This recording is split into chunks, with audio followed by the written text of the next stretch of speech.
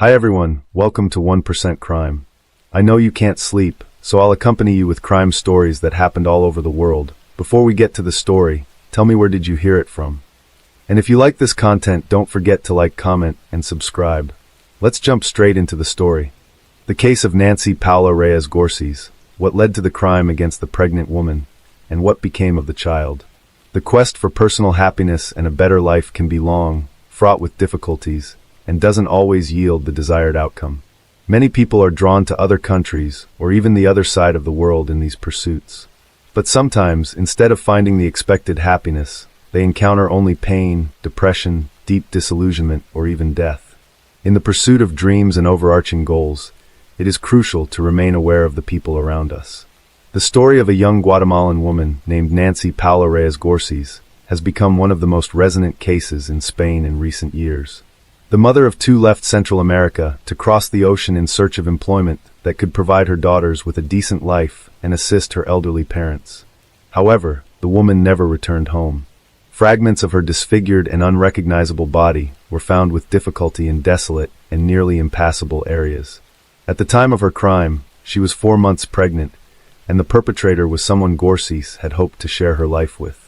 Challenging life in Guatemala. Little is known about the early years of the woman named Nancy Paula Reyes Gorces.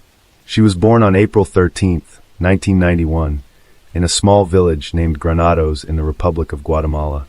Nancy was the second of 5 children in a very poor family. Her parents, Jorge and Prudencia Gorces, struggled to make ends meet. Despite this, they did everything possible to ensure their children received a good education and could live better than they did. After finishing school, Nancy was able to enroll at the university in the city of Villanueva, where she studied business administration and document management. She was a diligent student and graduated with honors. However, despite her academic achievements, significant career prospects did not follow. She worked as a cashier in a large supermarket during her studies, and later was promoted to administrator, but her career progression stalled there. During her university years, Nancy lived in an unregistered marriage with a young man, whose name is not mentioned in public records, with whom she had 2 daughters. Unfortunately, this relationship did not lead to a long-term commitment, and the couple separated. The father of the girls subsequently lost interest in the fate of his children, and did not provide any financial support. Nancy continued to live in her parents' house, now with her own daughters, working at the supermarket and seeing no future prospects. The family barely had enough money for essentials, and something had to change. In 2013, Nancy's older sister emigrated to the United States, where she soon found a good job, married successfully, and settled well. Inspired by her sister, Nancy decided to radically change her life too, but she chose to relocate to Europe, settling on sunny Spain. At that time, she didn't even have enough money to buy a one-way plane ticket, let alone funds needed for initial expenses.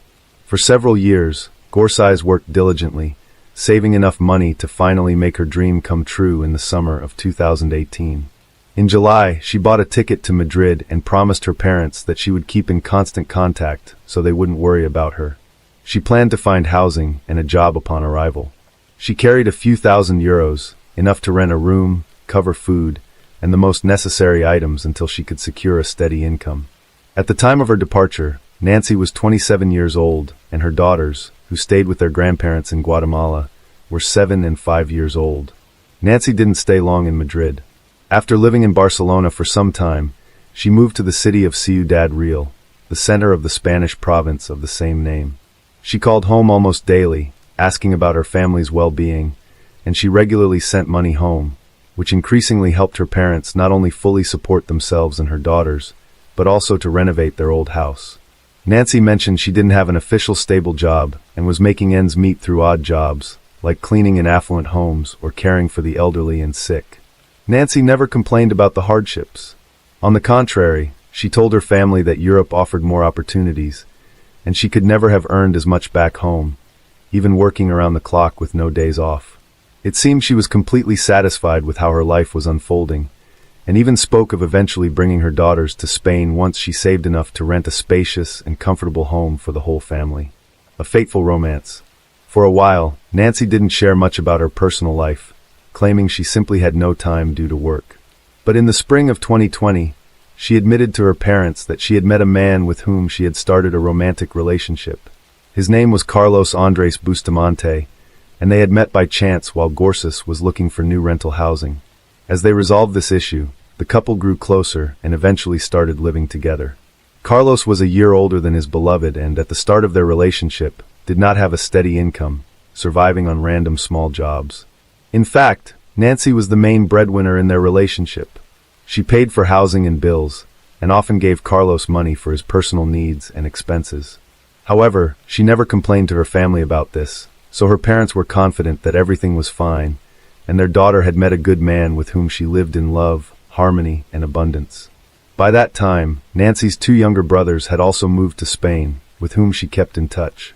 She was particularly close to Dennis, the youngest brother, who had even met Carlos personally and found him likable. At the end of June 2020, Nancy and Carlos decided to move to the resort city of Santander, located on the Atlantic coast. In a phone conversation with her family, Nancy mentioned that the climate was warmer and better there, and she saw more job prospects. However, at that time, certain difficulties began to appear in her relationship with Carlos, which he tried not to discuss with anyone. Bustamante turned out to be jealous, temperamental, and quite cruel. Moreover, he lacked any career ambitions, and was completely satisfied being supported by a woman. Most alarmingly, he abused alcohol and occasionally indulged in forbidden substances, although he constantly tearfully promised to quit and find a stable job. Garces was openly doubting whether to continue her life with this man when she discovered she was pregnant. Carlos was thrilled by this news and swore that from now on, their life would change for the better, but in reality, things only got worse. He continued to drink and use drugs, taking money from his civil wife or asking his mother for it. Moreover, he began to physically abuse Nancy, something she tried to keep from everyone. Alarming signals. On the evening of August 12th, while Nancy was video chatting with her parents, they suddenly heard Carlos loudly shouting and berating their daughter, demanding to know who she was talking to. He didn't believe her when she said she was speaking with her mother and snatched the phone from her hands. After verifying the truth by looking at the screen, he simply threw the device onto a chair and walked away. The next day, the situation repeated itself. Carlos again grabbed the phone from Nancy's hands while she was talking to her parents and daughters. He demanded to see who she was speaking with, insulted her, and even threatened harm. A frightened Nancy later explained to her relatives that her partner was just overly jealous and tried to reassure them that everything was fine. Her parents, however, tried to persuade her to contact the police, but she insisted that she could handle the situation herself. However, on August 17th, during a candid phone conversation with her sister, Garces ominously stated that if anything happened to her or if she suddenly died, Carlos would be solely to blame. Her words were chilling, but she did not elaborate further, only asking her sister to take care of her children if needed. This was the last time her sister heard Nancy's voice, mysterious disappearance of the pregnant woman. On August 20th, around 2 in the afternoon, Nancy sent a text message to her father, promising to call later that evening, but she never did, nor the next day, which was unusual for her. She also did not respond to calls from her family, prompting them to try contacting Carlos, but he did not answer his phone either. Since the couple had recently moved to Santander and had no friends there, and Nancy's brothers were on the other side of the country and couldn't quickly arrive to check on her, the situation was alarming. A few days later, a strange message came from Carlos's phone stating that he and Nancy had argued and decided to split up. Allegedly, she had packed her things and left in search of a separate apartment, was ignoring his calls, and he had no idea where she might be. Her brothers then suggested that Carlos should immediately come to Ciudad Real, so they could go to the police together and file a missing person report. Carlos readily agreed, but as expected, he never showed up, did not file the report, and on top of everything else, he too stopped communicating with the Garces family. Mother knew everything. The relatives of the missing woman themselves contacted the police to report her disappearance. Meanwhile, through Nancy's friends, her brothers found the address of Sandra Bustamante, Carlos's mother. When they visited her, introduced themselves, and explained the situation, she unexpectedly broke down in tears, confessing that she had suspected her son could do something terrible to his partner, but she did not elaborate on the details. Sandra also had no idea where her son and future daughter-in-law were. Carlos wasn't answering her calls, but only sent brief messages asking her not to ask questions and to give him some time. She liked Nancy, but knew her son too well and understood what he was capable of. The next day, Sandra was called in for questioning at the police station. Law enforcement wanted to discuss the disappearance of her would-be daughter-in-law and to find out the possible whereabouts of Carlos. She shared with the officers what she had already told the girls' brothers the day before and showed them a lengthy text message that Nancy had sent her a couple of days before she vanished. In the message, Nancy pleaded with Sandra never to give her son money, regardless of the tearful stories he might concoct. According to Gorsees, he would spend it all on alcohol and banned substances, under the influence of which he became very aggressive and cruel. He had no desire to find a job or battle his addictions, and his behavior became increasingly threatening, prompting the pregnant woman to consider leaving him. She ended her message by saying it was better to end things now, before anyone got hurt. Another disturbing detail also came to light. It turned out that Carlos had several prior convictions for causing bodily harm, and one of his first victims had been his own mother, whom he had brutally beaten when he was just a 17-year-old teenager. At that time, he had gotten off with probation, but later, after leaving his family home, he had served short terms for assaulting women with whom he lived and tried to form relationships. The oldest profession. The investigation was just beginning, but in the first few days, many curious details emerged that indicated this union was doomed from the start. In addition to Carlos being an aggressive, unemployed drug addict with a criminal record and suffering from uncontrollable bouts of rage, friends of Nancy revealed something interesting about her as well. It turned out that the woman was not merely a housekeeper or caregiver, as she had told her parents, because cleaning houses and caring for the elderly would never have brought in as much money as she was sending home every month. The slender, dark-haired Guatemalan with a striking appearance provided escort services to wealthy Spaniards and visitors alike. Indeed, her work was connected to the odd and sudden move to the resort port city of Santander, where she had more opportunities to earn. Carlos knew about his beloved's occupation, and initially, he was fine with it since she fully supported them both, eliminating the need for him to find work himself. However, when she became pregnant, he began to lose his mind. Firstly, he was tormented by doubts about whether he was the father of the child, suspecting it might be one of Nancy's clients. Secondly, she continued to work even in her condition, and Bustamante was insanely jealous. He alternated between forbidding her to meet and talk with other men and forcing her to work when they ran out of money to live on. The money that the man took from his mother he spent exclusively on himself and his vices. Horrific discoveries in a rented apartment. For nearly a week, there had been no known whereabouts of Nancy and Carlos. Carlos had been in touch, but only responded with messages and never disclosed his location. Surprisingly, it wasn't until August 26th that police finally obtained a warrant to search the couple's vacant rental apartment in Santander. What they found there was truly shocking, and left no doubt that Nancy was no longer alive. Blood traces were found virtually everywhere in the apartment. Some attempts had been made to clean them up, but for the most part, they were visible even to the naked eye. In the clogged drains of the bathroom and toilet, fragments of bones, hair, as well as pieces of skin and internal organs were discovered. Forensic analysis confirmed that all belonged to the missing woman, although her remains were not found in the apartment. The crime scene suggested that Nancy had been brutally ended, dismembered in the bathroom, and her remains disposed of elsewhere. Carlos immediately became the prime suspect in the case. He remained unreachable, and his whereabouts were unknown. Also found in the apartment was a package from a small hatchet purchased at a local hardware store. The tool itself was not found, but Carlos Bustamante's clear fingerprints were on the package. Security footage from that store showed that on August 20th, Carlos bought the hatchet, a pair of sturdy rubber gloves, and large trash bags. At a market near their home, he purchased a small cart from an elderly vendor who immediately recognized the suspect from a photo shown to him. Arrest and search for the body.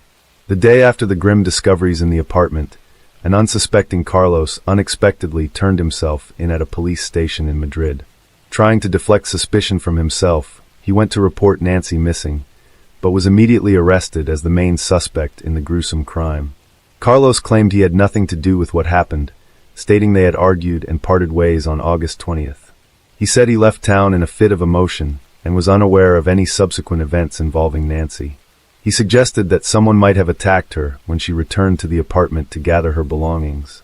Carlos' version sounded far-fetched, especially after police found his fingerprints on the hatchet's packaging. In the following days, nearby wastelands, sewer systems, and the coastline were thoroughly searched with the help of divers, but no trace of Nancy was found. The police then decided to track all of Carlos' movements from August 20th to the 26th using his mobile phone signals. It turned out he had spent 3 days traveling along the coast and had also visited the cities of Bilbao and Burgos before heading to Madrid. It was clear that Carlos was trying to cover his tracks, but it seemed unlikely that he would travel around the country with a dismembered body, leading authorities to continue their search in Santander. Street surveillance footage showed that on the evening of August 20th, he walked toward a large natural forest park. He returned to the apartment late at night and then went out again, this time with a cart filled with oddly shaped bags. There were few cameras in the park itself, so once Carlos entered the wooded area, he disappeared and later reappeared with the same cart, which was now much lighter. He then headed toward the railway tracks, beyond which was a steep cliff overgrown with bushes. From there, he returned much lighter, giving law enforcement a clear indication of where to look for the body. Where is the child? It wasn't until September 16th that bags containing highly decomposed human remains were found in thick underbrush on the hillside. These remains were identified as those of the missing Nancy Gorses, divided into 20 parts with a hatchet. According to security camera footage, everything Carlos transported in the cart was recovered, but something was still missing.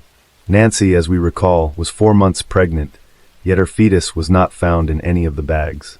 The condition of the victim's genitals and lower abdomen showed merciless mutilation with a knife and hatchet, indicating that the perpetrator likely extracted the fetus and disposed of it separately from the mother's body. Carlos consistently denied his involvement, gave conflicting statements, and continued to try to shift the blame onto an unknown assailant. However, traces of the victim's blood were found on his clothing and shoes, which he attempted but failed to completely wash off. Despite Bustamante's refusal to admit guilt, investigators were able to piece together the chain of tragic events and the full scenario of the crime. Forensic experts believe that on the afternoon of August 20th, following an argument, the man brutally beat and strangled his pregnant partner in the kitchen, where traces of blood were found on the floor and walls. Carlos then moved Nancy's body to the bathroom and went shopping at a hardware store and the market.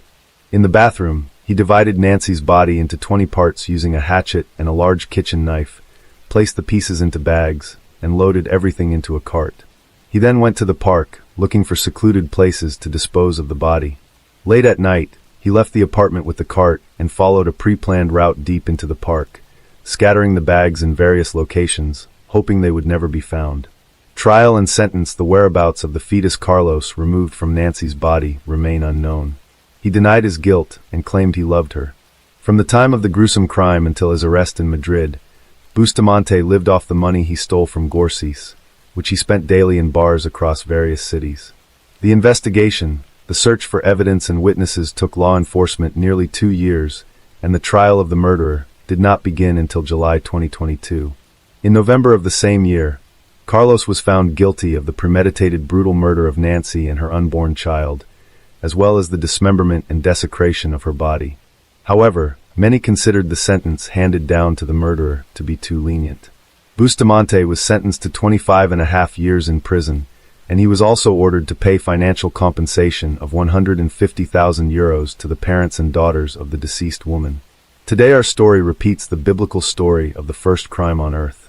As the book of Genesis states, and Cain rose up against his brother Abel and killed him. This occurred after Cain had sacrificed to the Almighty the fruits of the earth, and Abel the firstborn lambs. To the disappointment of the older man, God accepted the younger man's sacrifice and rejected his gifts. Driven by selfish jealousy, Cain called Abel to the field, and there took his life. But unfortunately, even in the modern world, because of unhealthy jealousy, the older brother can kill the younger one. The end of June 2010 was very difficult for the family of Donna and Samuel Eckerd. Their 19-year-old son Sean was missing. The night before, Sean had a fight with his older brother Stanley and left the house slamming the door. Sean had never previously allowed himself to leave the house for long periods of time without his phone or informing his mother. Late that night, the whole family was alarmed by the young man's disappearance. But officially the search for the boy began only 24 hours later. Missing person notices with photos of smiling, blonde-haired Sean were posted at all stations, in supermarkets, and along the streets. But even after 2 days of searching, there were no results. The police had their hands up in the air as they continued their search. For more than 2 days, Sean Paul Eckerd was officially missing. Relatives, acquaintances, and a few friends gathered a team of activists who day and night combed local establishments, interviewed random passers-by, and minute by minute reconstructed the route of the guy that night. The police, without stopping the search, began to look more closely into the habits and rhythm of the Eckerd family to reconstruct the sequence of events leading up to Sean's disappearance. Donna and Samuel Eckerd married with a history of family relationships. They had 6 adult children from previous marriages. After experiencing difficulties and setbacks in their early unions, they found their safe haven in each other's company and settled in San Diego, California. They rented a large, good-sized family home and attended the local church on weekends without fail. The family was devout and lived a quiet and unsociable lifestyle. A few years after the family moved in, they had a son, Stanley, and 2 years later, a second son, Sean. Donna devoted herself fully to the home and raising her sons, so the brothers grew up in love and care. They both attended a good local school, and on weekends, without fail, the whole family participated in church activities. The eldest children, having reached adulthood, flew away from their parents' nest all over the continent to start their own families. But the Eckerd family was friendly. They kept in touch with each other, regularly called each other, and spent all family holidays together. Sean was a simple and fun-loving boy. He had a bright appearance, charisma, and insight that attracted people to him like a magnet. He knew how to listen and empathize, so he made friends very easily. Stanley, on the contrary, had a more reserved character and was wary of everything new. He was shy, so socializing with people was much more difficult for him than for his brother. They had one common group of friends and classmates, despite the age difference. Together, the brothers were like one, helping each other and always looking out for each other. The boys grew up well-mannered and studied very well. They always had a trusting and friendly relationship with each other. Small jokes about each other were accepted with humor by their parents. Respect was valued above all else in the family. Donna and Samuel raised their children from childhood with faith in God and according to God's laws. The life of the Eckerd family flowed in its own way. As the brothers grew up, their interests unnoticeably became completely opposite. The youngest, Sean, played in the music band, and the eldest, Stanley, became interested in martial arts. The life of each young boy was filled with vivid impressions and emotions which they shared with the family in the evenings. Sean was always first. His stories about music, friends, and upcoming plans took up most of the evening time, when the family gathered before dinner and shared the emotions of the day. Everyone listened to Sean. There was no time for Stanley, nor, it seemed to him, was there much to share. No grandiose plans for the future, no exciting stories, not even stories of friends to draw attention to. So Stanley humbly listened to his brother's stories. On one such evening, Sean told his family that he had met a neighbor girl, Mary Jane. A fragile young girl with bright brown eyes and long blonde hair put Sean in a daze. Through the open window of the house where the girl lived, he heard a magical piano playing. As if mesmerized, he went to the captivating sounds of music and entered the house without knocking. Self-confidence in his own charm allowed Sean to get out of such a funny situation with dignity, and cleverly met the girl he liked. She was a few years older than Sean, but this did not prevent them from maintaining a friendly relationship. The soul of the company, Sean often organized picnics where Mary Jane was invited. They walked a lot, visited parks and observation decks. The budding adolescent love affair was interrupted by the unfair reality of the adult world. The Eckerd family received the sad news of the illness of Dama's elderly mother, Sean and Stanley's grandmother. In search of prosperity, parents tried to take into account the interests of each member of the family, but the decision made fundamentally changes the life of the whole family. Sean did not want to leave his native land, his friends, and his Mary Jane, but the parents' decision had already been made. The Eckerds leave the city where their children were born and raised and moved to another state. So in 2005, as fate would have it, the Eckerd family settles in the house of Dama's mother in the small town of Spring Hill in Florida, where they begin a new life. The move was like a breath of fresh air for the whole family, because the decision was the right one. Sean and Stanley's grandmother was on the mend. Sean's heart was broken. He missed his band, in which he played, his walks with Mary Jane and hangouts in his favorite city.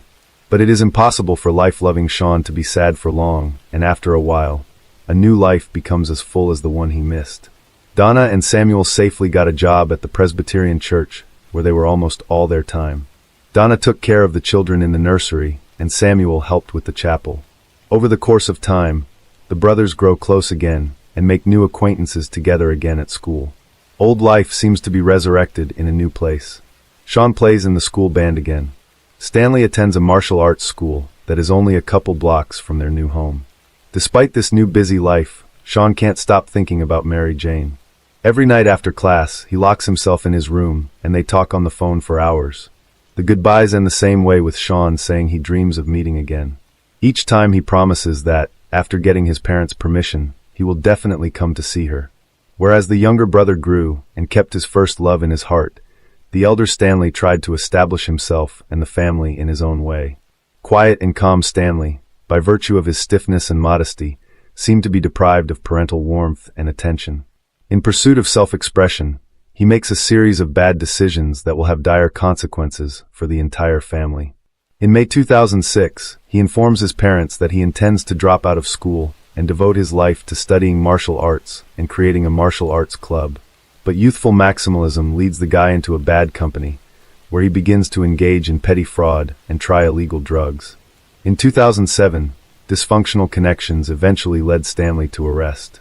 He was caught stealing and charged with felony fraud-related offenses. The news of the elder son's shenanigans deals the first heavy blow to Donna. She ends up in the hospital with a heart attack, but the situation is quickly resolved with the help of a lawyer hired by Jennifer's sister. He skillfully defends Stanley, proving the lack of direct evidence, which allows the guy to quickly go free, receiving only a suspended sentence. This episode greatly frightens Stanley. He feels guilty and closes himself off in the hope of being understood and accepted by his family. Having survived the frightening events that happened to Stanley, Sean does not say anything to his parents about his decisions. During his summer vacation, he takes a job as a waiter. Having saved up some money, he leaves only a note for his mother to go to California to Mary Jane. The long, 2-day bus ride to his beloved seemed like an eternity. The scenery changed outside the window, the day changed to night, and Sean imagined how at the final station he would see her, his Mary Jane. The driver announced the final stop, and the bus stopped. Sean was ready to run to her, for he had already seen her happy face through the window and her long hair, which she was tucking behind her ears with her fingers. They had spent some of their happiest days together. They'd had picnics, just like they'd had in his best high school days. Sean had confessed his love to Mary for the first time, and it was mutual. After another walk, the young people sat down on a bench. Sean felt faint. His eyes went black. He fell unconscious. Sean ended up in the hospital. The young boy was fading away like a match in a matter of days. Mary Jane contacted Sean's sister. Jennifer urgently flew to California.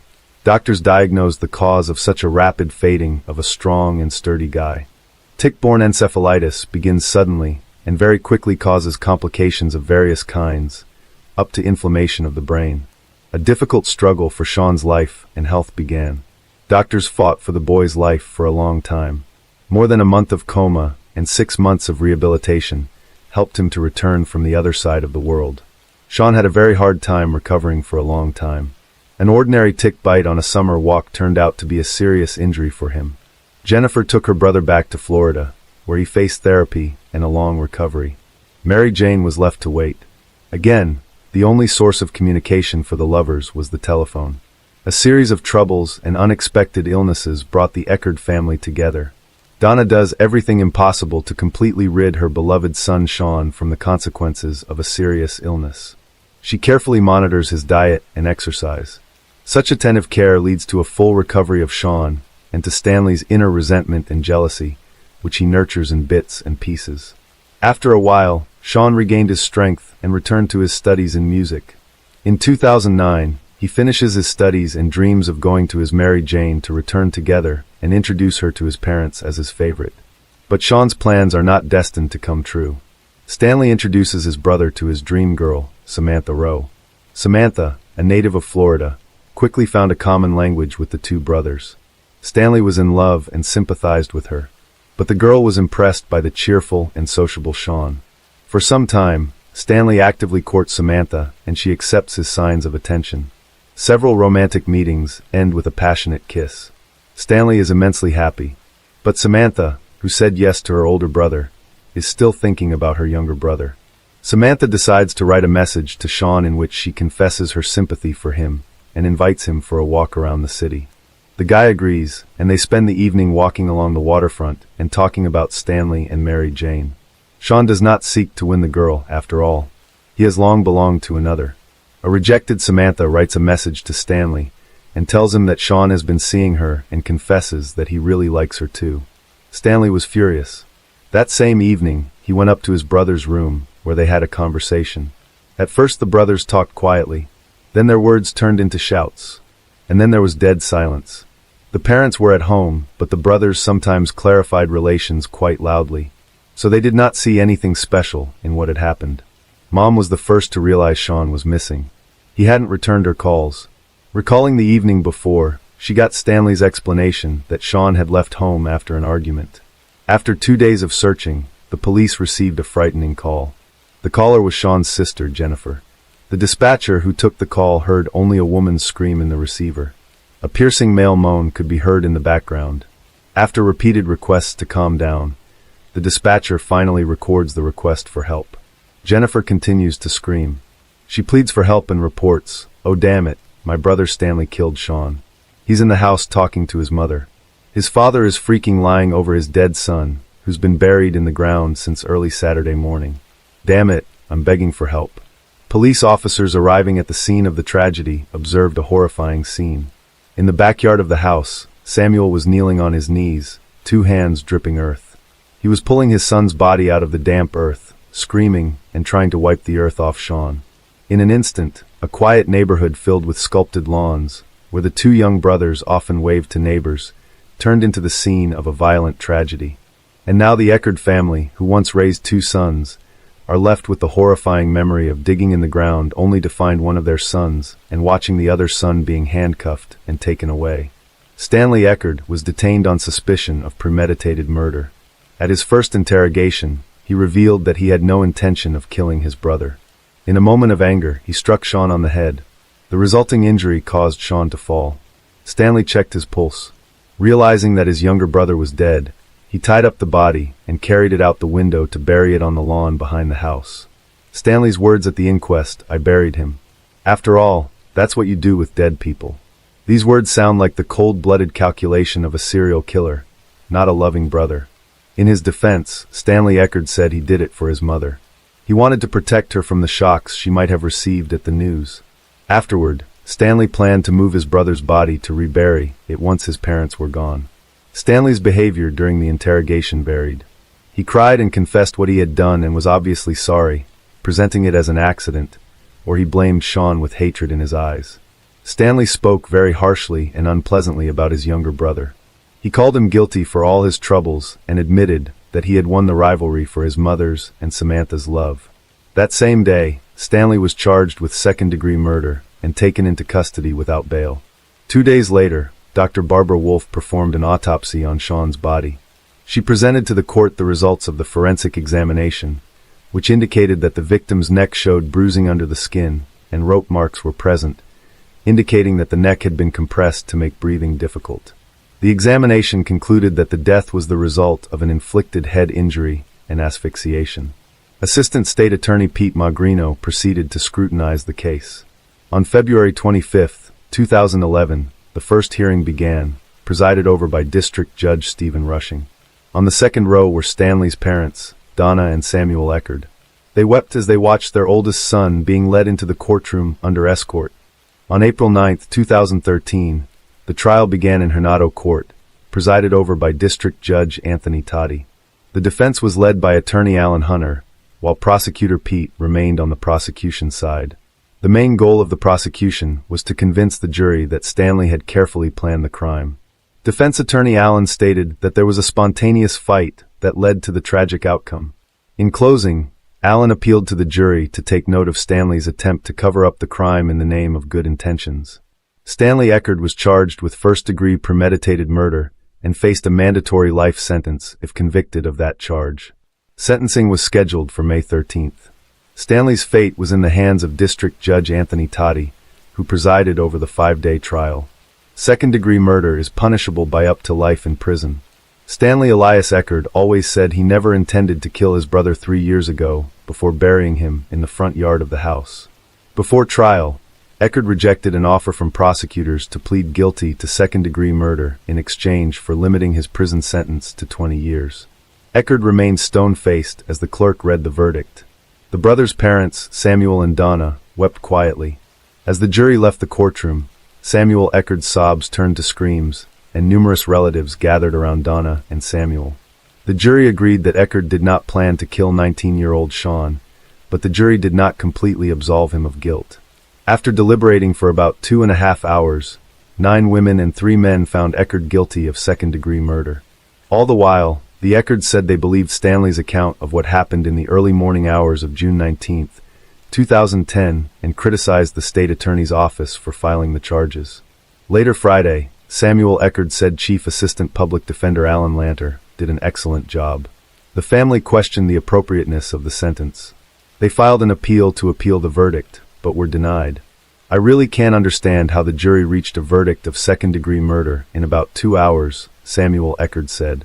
Despite that, our faith was not shaken, he said. One fact was not disputed during the trial. After his brother's death, Stanley pulled his body out of Sean's bedroom window and buried it in a shallow grave in the backyard of the family's Spring Hill home. Samuel Eckert found Sean's body 2 days later. Assistant State's Attorney Pete Magrino began his closing arguments at trial by showing jurors photos of Sean's dirt-covered body lying in a fetal position in the hole. "This is not a detective novel case," Magrino said.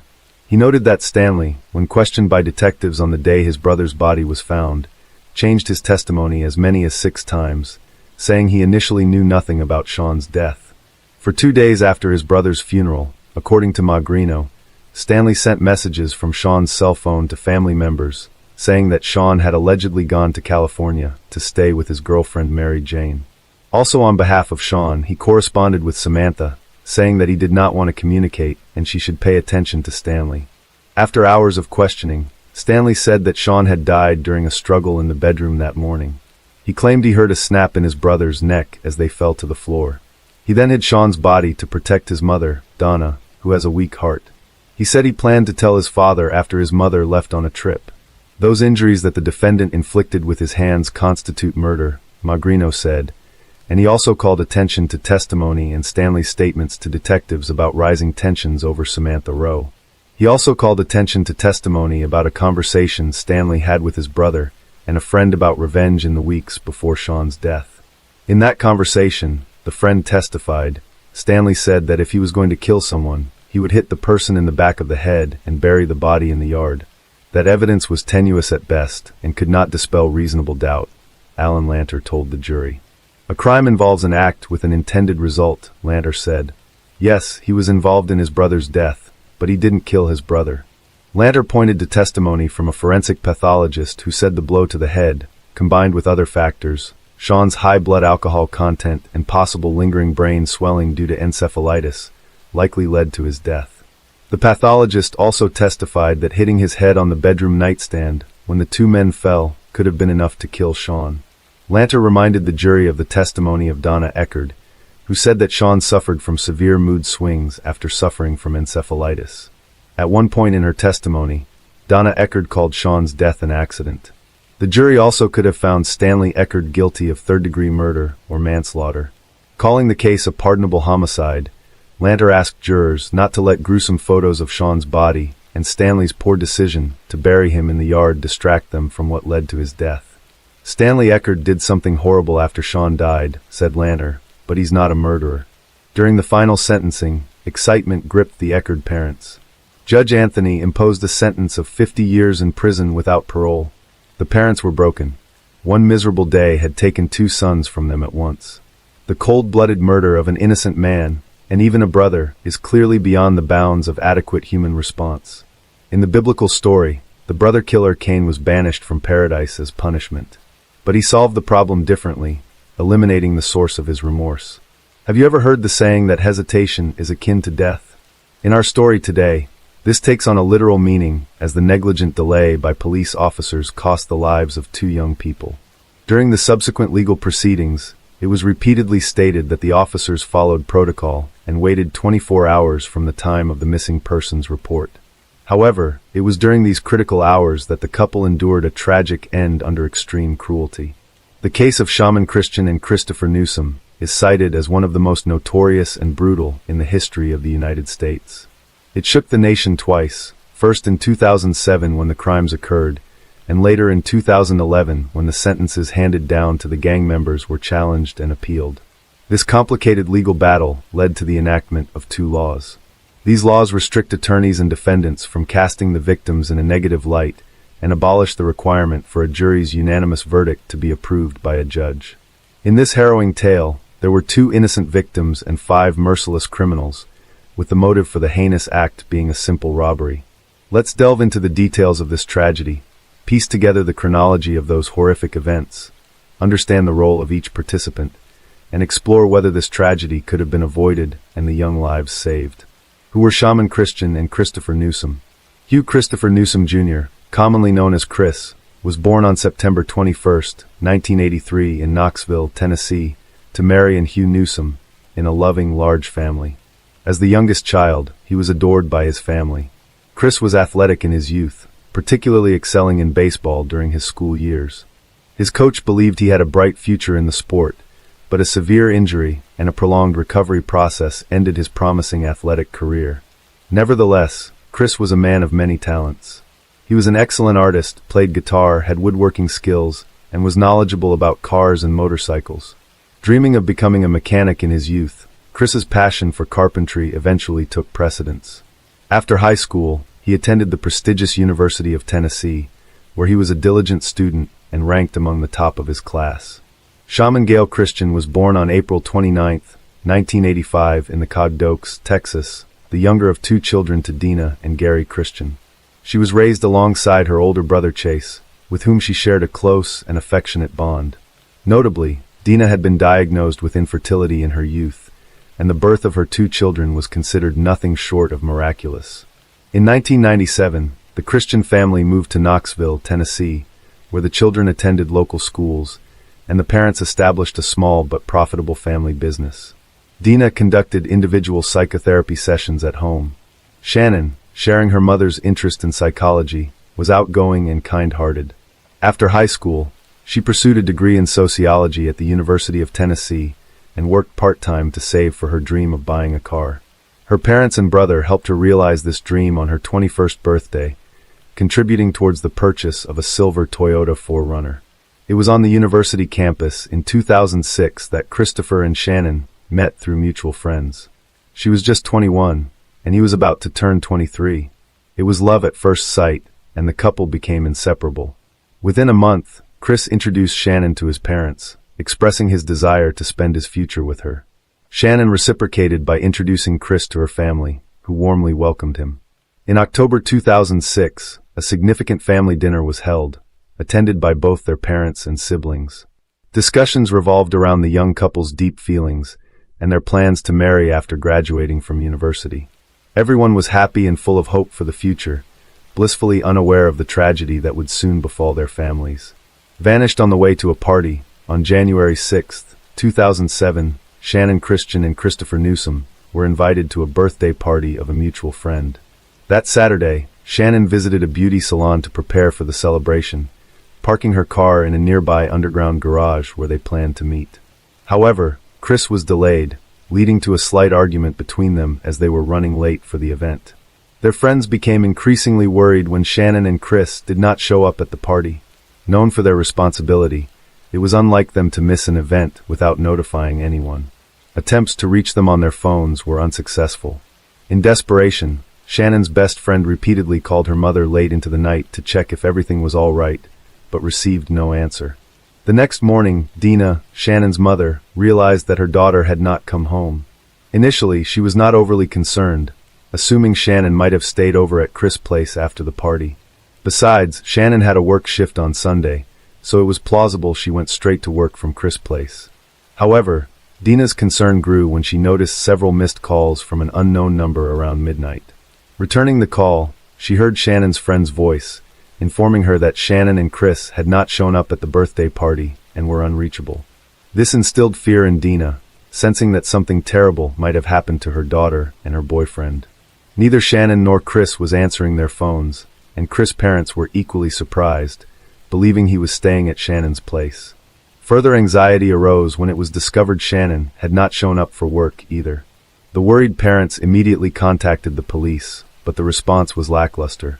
The officers suggested the couple might have simply sought some alone time and lost track of it.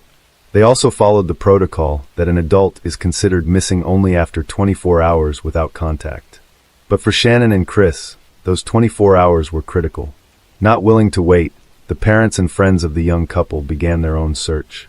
They contacted everyone they knew, visited hospitals, distributed flyers with their photos, and set up social media groups appealing for any information about the missing students. Despite their efforts, no useful information surfaced. The last known sighting of Shannon was at the beauty salon she visited on Saturday. According to the hairstylist who attended her, Shannon only talked about the upcoming party and had no plans to stop anywhere else on the way.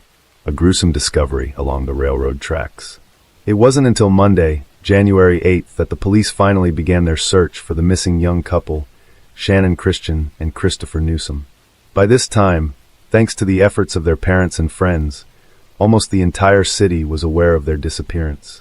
The day before, on Sunday, there were rumors about a horrifying discovery near the railroad tracks, but no concrete information was available. A railroad worker, inspecting the tracks in his assigned area, stumbled upon what appeared to be severely damaged human remains on the embankment alongside the tracks. The body was in a horrific state, with multiple injuries, and had been doused with a flammable liquid in an attempt to burn it.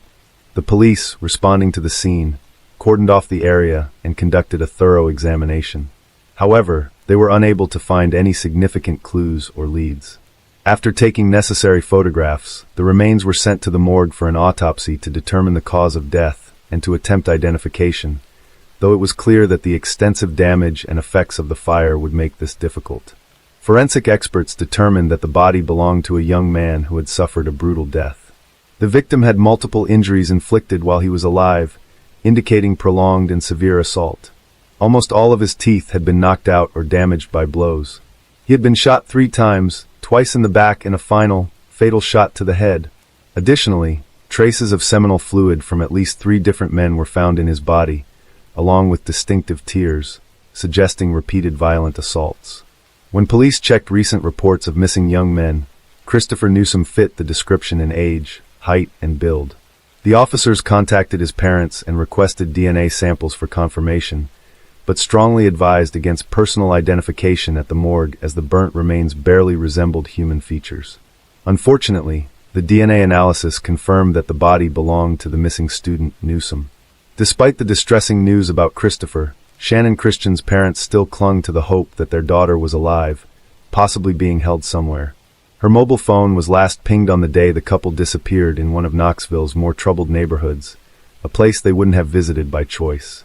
This indicated that they were likely brought there against their will, and Shannon might still be held in the area. In a secluded alley of this neighborhood, Shannon's Toyota 4Runner was found abandoned. It was in a terrible state, so much so that Dina and Gary Christian hardly recognized their daughter's car. The SUV was dirty, scratched, with broken headlights and deflated tires. All of Shannon's personal belongings were missing from the car, which was littered with cigarette butts, and the seats were torn and stained. The driver's seat was pushed far back, suggesting that a large adult male had been the last one to drive it. A crumpled envelope with the address 2316 Chipman Street was found on the floor between the seats, likely dropped by the perpetrator. A local witness reported seeing 4 African-American males driving the SUV that Saturday evening, a vehicle that stood out in that area. Fingerprints on the envelope led the police to Lamarcus Davidson, previously convicted for serious offenses. His residence, located in an industrial area near a wasteland, lacked witnesses. When no one responded to the police's knock and offer to surrender, they forced entry, hoping to find Shannon alive inside. Inside the house, they found Shannon's purse, a stuffed toy from her car, as well as Christopher's headphones and baseball cap, a knife with blood traces, torn and blood-stained fragments of women's clothing, and Shannon's lifeless body were discovered in the house's trash chute system, hidden under dirty sheets. She was bound in the fetal position and wrapped in 5 trash bags. Experts later concluded that she likely passed away in the early hours of Monday, January 8th. This tragic finding suggested that if the police had begun their search immediately after the missing persons report, rather than waiting for 24 hours, Shannon might have been saved. A horrific state of suffering. The condition of Shannon Christian's body was a horrifying sight even for seasoned forensic experts, as there was not a single untouched area on her. Shannon was covered from head to toe with bruises, abrasions, cuts, and cigarette burns. The numerous tears and injuries to her genital area, as well as her oral cavity and throat, indicated that she had been subjected to multiple assaults by several men. Shannon sustained a serious head injury and internal bleeding in the abdominal area, likely resulting from being kicked. Furthermore, the merciless assailants inflicted several penetrating, though not fatal, stab wounds on her and extinguished dozens of cigarettes on her skin. In a brutal attempt to destroy DNA evidence on her body, the perpetrators doused her with household bleach, paying particular attention to bleeding wounds and her genital area. She was also forcibly made to ingest bleach. After these torturous acts, Shannon, still alive, was wrapped in 5 trash bags and then shoved into a household trash chute, covered with sheets and rags. She slowly suffocated and bled to death, helplessly trapped with no chance of escape or calling for help. 5 merciless perpetrators. Lamarcus Davidson, in whose house the mutilated body of Shaman Christian and personal belongings of the deceased Christopher Newsom were found, was immediately declared a fugitive. The police also tracked down another suspect, Eric Boyd, whose traces were found at the crime scene. Boyd was apprehended on January 11th, without resistance, and agreed to cooperate with the investigation, claiming he wouldn't go to prison for crimes he didn't commit. Boyd revealed that Davidson was hiding in a vacant house listed for sale and personally led the police to the location. Davidson, unprepared for this turn of events, was caught off guard and offered no resistance. Notably, at the time of his arrest, Davidson was wearing sneakers that had belonged to the deceased student. During interrogations, Davidson tried to minimize his role, portraying himself as a victim. He claimed that the couple had come to his house looking to buy banned substances, but were caught up in a conflict with his acquaintances. Davidson insisted that he left to avoid involvement, and the subsequent brutal acts occurred in his absence. Further interrogations revealed 3 more individuals involved in the case. Davidson's friend, George Thomas, his half-brother, Latalvis Cobbins, and an 18-year-old woman named Vanessa Lynn Coleman. Once all 5 suspects were in custody, they were placed in separate cells and interrogated individually. Each tried to deflect blame onto the others, inadvertently revealing details of the heinous crime. Their fragmented accounts helped piece together the event's chronology and each perpetrator's role in the brutal act. A timeline of tragic events. Lamarcus Davidson, who had been released from prison on parole just a few months before these events, was desperately in need of money. He was involved in the sale of banned substances and urgently required a vehicle to deliver these to his customers. Davidson decided to steal a car from an underground parking lot, known for its lack of surveillance cameras, and headed there with his accomplices. Tragically, at that moment, students Shannon and Christopher were in the parking lot, arguing over Chris's delay. The criminals, deciding to leave no witnesses, forced the couple into the trunk of a car at gunpoint. The pair was taken to Davidson's house, where they were brutally beaten and repeatedly assaulted. After midnight, a barefoot and undressed Christopher was again forced into the trunk and taken to the railroad tracks. He was ordered to walk on the stones before being shot twice in the back. His torment was ended with a final shot to the head. His body was then doused with a flammable liquid and set on fire in hopes of destroying any evidence that could lead to the perpetrators. Having dealt with Newsom, the criminals returned to the house where Shannon remained bound. She endured horrific cruelty the next day, leaving her without a single uninjured area on her body. The sadists concluded their torture by dousing her with bleach and packing her, still alive, into plastic trash bags, where she slowly suffocated. The exact moment when young Vanessa Coleman joined the group was unclear. During interrogations, she claimed to be a hostage herself, participating in the torture out of fear for her life. However, Boyd indicated that Coleman was Davidson's girlfriend and willingly participated in the events, even taking some of Shannon's jewelry and mobile phone. Further, a personal diary found at Vanessa's home contained her descriptions of the horrors at her boyfriend's house, which she referred to as an exciting adventure. The initial trials and sentences during the investigation, it was established that Lamarcus Davidson, born in 1981, was the leader of the criminal group and the primary instigator of the brutal acts against the innocent victims. Davidson tried to deflect blame and downplay his role in the atrocities, attempting to shift responsibility onto the deceased themselves. Davidson claimed that the couple came to his house to buy banned substances and later suggested engaging in rough intimacy with him and his friends, a situation he said spiraled out of control. Remarkably, the defendant's lawyers latched onto this version, attempting to tarnish the reputations of the deceased in court. The parents of the victims later expressed immense emotional anguish over these claims. Nevertheless, Davidson was found guilty on 40 counts, including assault, kidnapping, robbery, and particularly cruel and premeditated termination of life, among others. The jury unanimously decided that Davidson deserved the death penalty for his heinous acts.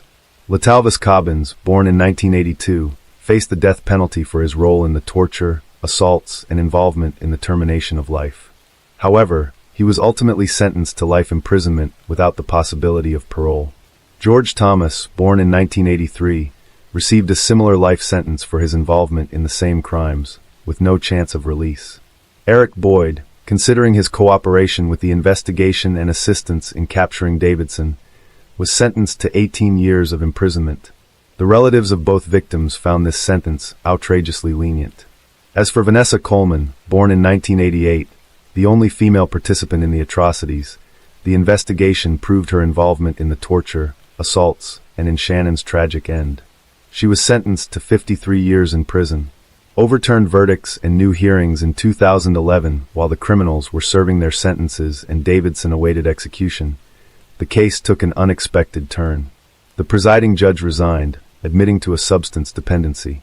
His ability to conduct trials was questioned, and his verdicts over the last 2 years were annulled, leading to new hearings, including the case of Christian and Newsom. A new judge scheduled hearings for all 5 individuals involved in the student's tragic end. After the retrials, Davidson's sentence remained unchanged, death penalty. Tobins continued to serve his life sentence without the possibility of parole. Thomas, however, received a life sentence with the possibility of parole after 51 years. Vanessa Coleman's sentence was reduced from the original 53 years to 35 years. Her appeal in 2014 was rejected and parole was denied in 2017. In 2020, the parole board decided she would remain incarcerated at least until April 2032. Eric Boyd's situation changed most dramatically. Originally receiving a relatively short sentence for cooperating with the investigation, his involvement in the assaults and tragic end of both victims was later proven. His retrial resulted in a life sentence without parole, with his accomplice Thomas testifying against him, revealing previously unknown details about Boyd's role. For his testimony, Thomas, who initially had the possibility of parole after 51 years, had his sentence reduced by 15%, contingent on good behavior. Boyd's attempts to appeal his new sentence were unsuccessful. He is currently serving his sentence in the Bledsoe County Correctional Complex. Davidson remains in the maximum security Riverbend institution, awaiting the execution of his death sentence. Public reaction and the case's impact. As previously mentioned, this trial garnered significant attention, widely covered in the press and leading to the enactment of 2 laws. The first was aimed at protecting victims from defamation, attempts to shift blame onto them, and portraying them negatively. This was in response to the defense strategy of the accused and their lawyers, who tried to label the students as drug users and thrill seekers in a troubled neighborhood. These claims were completely false and caused immense pain and suffering to the victims' families. The second law eliminated the need for a judge's signature on a jury's unanimous verdict, which, if in place during this case, could have prevented the need for retrials and sentence reviews. The house at 2316 Chipman Street, which became a torture chamber for the young couple, was demolished in the fall of 2008. A memorial was erected on the site in honor of Shaman Christian and Christopher Newsom. In memory of Christian, a golf tournament and a Christian charity foundation were established, providing support to victims of violence. Similarly, a foundation in Newsom's name was created, holding annual memorial baseball tournaments at Halls Park and awarding a scholarship named after the deceased student and former baseball player. It's important to note that, despite the public outcry and widespread attention, the media initially misrepresented details of the case, either accidentally or intentionally. Many believed that the variations in reporting and delayed coverage were influenced by racial motives, as the victims were white and the perpetrators were African American. However, the head of the Association of Criminal Writers and Editors noted, "I can't confidently say that this case would have received more attention if 5 white criminals had been accused of committing similar atrocities against 2 black individuals." Additionally, the Knoxville police chief stated that there was no evidence to suggest these crimes were committed based on racial animosity. Kelly Clayton had everything going for her. First of all, she was quite smart and bright since high school. She was a role model for other students, active in school, excelled in tests, and passed exams just as well. At the same time, outwardly, she never looked like a girl who spent days and nights sitting over textbooks, cramming lessons, and writing out something from additional literature. No. On the contrary, her looks were considered model-like, and if her grades had left much to be desired, she could have built a modeling career. She could have, but she didn't. After high school, she went to Teacher Training University to become a chemistry teacher, the insane pride of her parents. But only for the first few years of university. It is not known what turning point happened to her then, but one day, Kelly took her documents from the institution and, calling her parents, said that she no longer wanted to study, that she was too young to spend the rest of her life checking notebooks and raising ungrateful children. If she wants to, she will definitely return to her educational endeavors. In the meantime, she wants to travel and live life to her heart's content. Not the best idea, according to her parents, who were so upset that they didn't communicate with their daughter for 6 months. But perhaps if it wasn't for this desperate act, Kelly would never have met Tom Clayton. They met at a party of mutual friends, and the young man really liked the girl. Firstly, he, from the first minutes of acquaintance, began to court Kelly and show signs of attention, and secondly, Tom had a beautiful appearance and athletic physique, and all because the guy was a hockey star. For 4 consecutive seasons, he played for the semi-professional team Jackhawks, and in it, he was considered a strongman, a player who was able to break the opponent's ribs only if he did not approach the gate. But only a sports career, and especially built on strength and aggression, will someday fail, and Tom had to put the stick in the far corner and enjoy hockey only from the stands or from the couch, watching his favorite team on the TV screen. The couple had to move on with their lives, and first they returned to New York, where they got married, then moved to North Carolina, and then moved to the tiny town of Cato, numbering only a few thousand people. There, Tom franchised a company to rebuild houses after fires or disasters, and worked in a related profession for a friend's company. As for Kelly, after dropping out of university, she worked as a waitress, only changing places, and now she had 2 children. However, Tom was earning well enough, and Kelly could quit her job at any time and take care of her beautiful daughters, but she still believed that extra money would never be superfluous. Besides, she could use it to buy toys for her children and spoil them in every possible way. On September 28, 2015, Tom, as usual, went to play poker with his friends the Millers. He never took his wife to such events. Playing for money implied certain skills and experience in the game. Besides, someone had to stay at home with the children, and a family trip would have turned such gatherings into a noisy buffoonery and would not have brought any pleasure from gambling. That evening, Tom was not lucky in the game, but he did not get up from the table, but on the contrary, tried to win back and offered anyone who wanted to stay to play until morning, but no one supported him, and he went home. At home, however, a terrible picture opened before him. His beloved wife was lying in her own pool of blood, badly beaten and, at first glance, was not breathing. Tom panicked and ran through the rooms looking for his children, and luckily, they were fine but very frightened. He grabbed his daughters and headed to his neighbor Derek's house, trying to make sure the children didn't see their mother's mutilated body, and already from the neighbor's house, he dialed the police number. The officer who arrived on the scene found Tom sitting on his knees in front of his wife's body, trying to give her artificial respiration. Only the EMTs were able to pull the man away who voiced the terrible and unpleasant information. Kelly had been dead for a long time, and neither they nor he could do anything to help her. All 2 floors of the house were drenched in blood. A major mess was in the bedroom.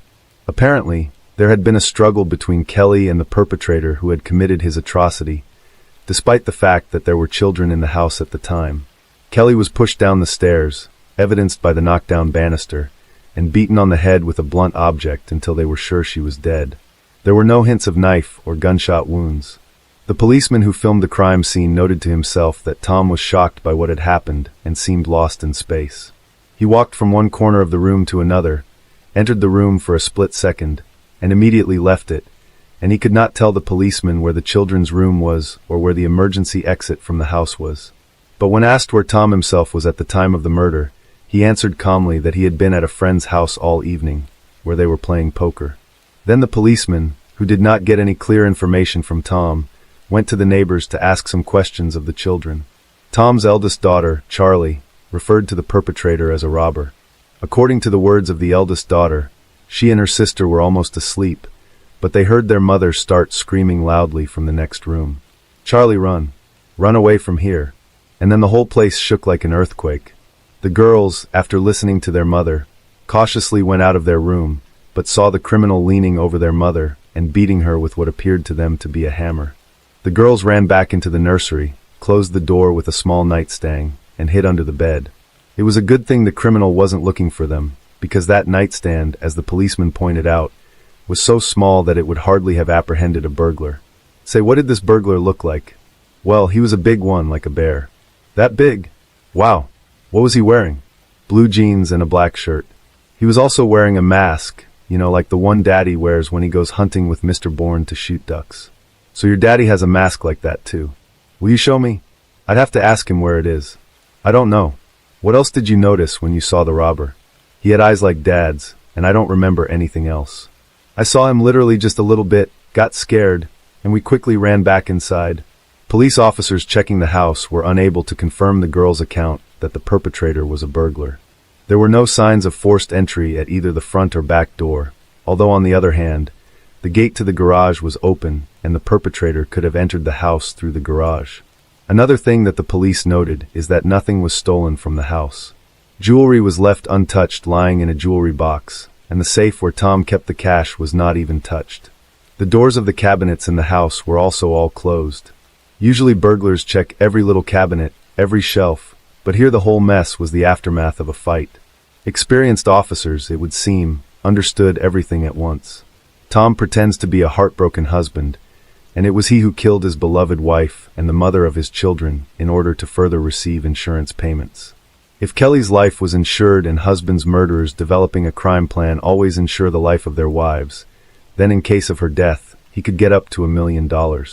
All that's needed is to gather evidence, and the case will be solved, especially since even her own daughter said that the mask on the robber was like her father's and eyes like her father. However, the police did not find the hunting mask in the house. After finding out where Tom had spent his time that night, the police questioned the other poker players. "Is Tom the killer? Do you really suspect him?" wondered one of his friends. "That poor guy had his wife murdered for crying out loud, and instead of looking for the bastard, you want to pin everything on him? How could you think of such a thing?" "No, Tom certainly couldn't have done it.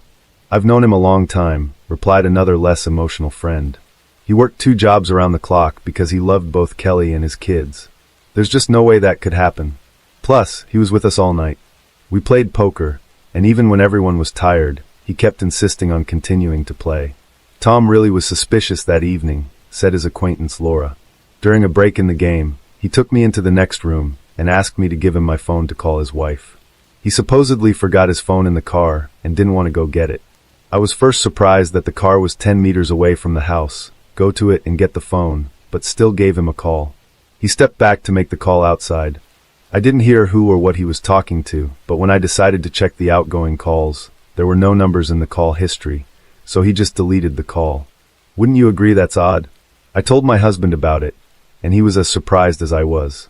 My husband was sitting at the playing table next to Tom, and noticed that Tom was not watching the process of dealing cards or watching the people around him, which is very important in poker, but was sitting with his head bowed over the surface of the table, where the cards were hiding the screen of his phone. He had his phone on him. Why had he tricked me then? Where was he calling? Who couldn't he call from his phone? After Laura's testimony, the police once again questioned Charlie, Tom's daughter, and the girl repeated what she had told the policeman the first time. The robber looked a lot like her father.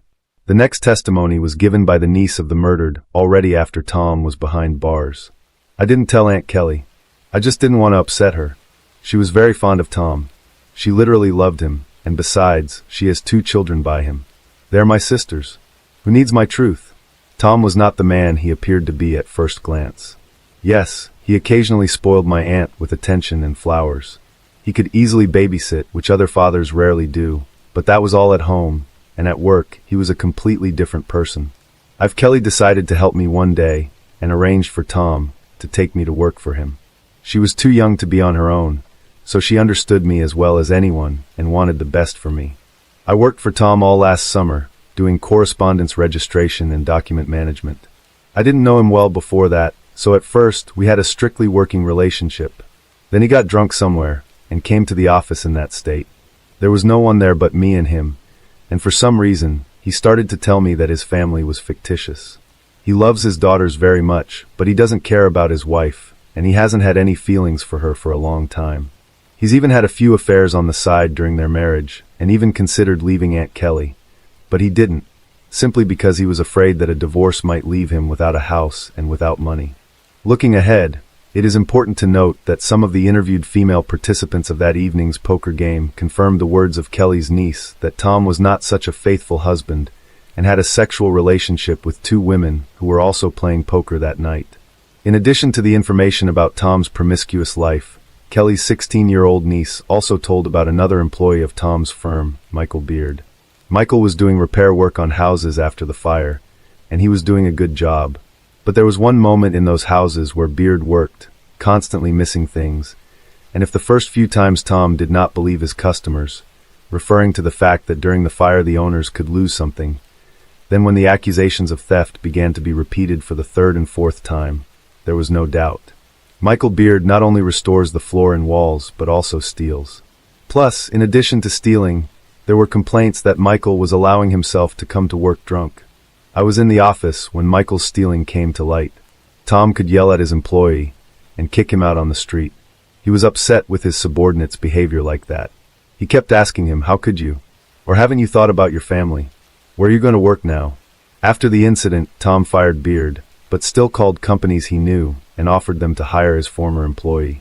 Tom recommended Michael, and when all his options were exhausted, Tom took Beard in to help with the household, cutting the grass, watering the plants, doing minor repairs around the house. The detective called Michael Beard in for questioning. He said he only stole because he and his family needed the money. Tom was very good to me, defended me to the end, but I know it was my own fault. He has a very good wife. She fed me when I worked for them, even though she really shouldn't have. She also gave my children clothes that her daughters had grown out of. I am very grateful for all they have done for me. I feel so bad for Kelly. When I heard about her death, I couldn't believe my ears. I felt so bad. I even went to church and prayed for her to go to the best of all worlds. The police did not find anything strange in Michael's story and let him go. But the interrogation of his wife, Mrs. Beard, made the police doubt his words. According to his wife Holly, Tom offered Michael some work, which he did not say. And for this work, he promised to pay him $10,000. Now that was interesting. Michael was called back to the station and had a lie detector hooked up to him. All questions were failed. Beard was lying and therefore failed the test. Realizing he couldn't get away with it, he began to testify. Indeed, Tom promised Beard $10,000 if Michael, on the day when Tom will play poker, sneak into his house, kill his wife, and set a fire in his house. The plan was to strangle Kelly and then make it look like she just burned to death in an accidental fire. Plus, the family home was insured for a very large sum of money. As the police checked, it was true. Kelly's home and life were insured at the highest rate. 2 cans of gasoline were waiting for Michael in the garage through which the house was to be entered. Everything was fine here. Beard entered the house when everyone was already asleep. He quietly began to climb the stairs and reach the bedroom where Kelly was supposed to be sleeping. But the young woman was either awake or awakened by the sound of the open door. And when she saw a strange man in the doorway, she began to scream in fright. Michael was just as frightened and pounced on Kelly, trying to close his huge hands around her neck. But it wasn't that easy. Kelly began to fight back. "I had no idea that a seemingly fragile Kelly had so much strength in her," says Michael. A heck of a fight ensued, which spilled over from the second-floor bedroom to the first-floor kitchen. Michael, because of the shock and panic, could not concentrate on the fight, but only waved his arms in all directions or just grabbed Kelly's clothes while Kelly, defending her life, aimed very accurately at Michael's face. And if the police had come to Beard earlier, they would have seen the marks from the beatings on him. But everything turned out as it did. After a long struggle, Michael hit Kelly's head against the wall with all his might. She fell, and for a while couldn't find the strength to get up. Michael took out a hammer and began hitting the young woman's head with it until she stopped showing signs of life. Michael, maddened by what had happened, just ran out of the house, even forgetting that Tom asked him not only to kill Kelly, but also to set the house on fire to cover up the crime. Michael had an accomplice, Mark Blanford, who in fact served only as a driver. The day before it happened, I got a call from Michael. I had worked with him on a construction site for a long time, and I had stayed with him for a couple weeks last year, so I knew him well. I knew Michael was into petty theft, so when he called me and asked me to drive while he broke into someone's house, I wasn't surprised. I wanted to turn him down, but he offered me $500. I thought long and hard at first, but he talked me into it.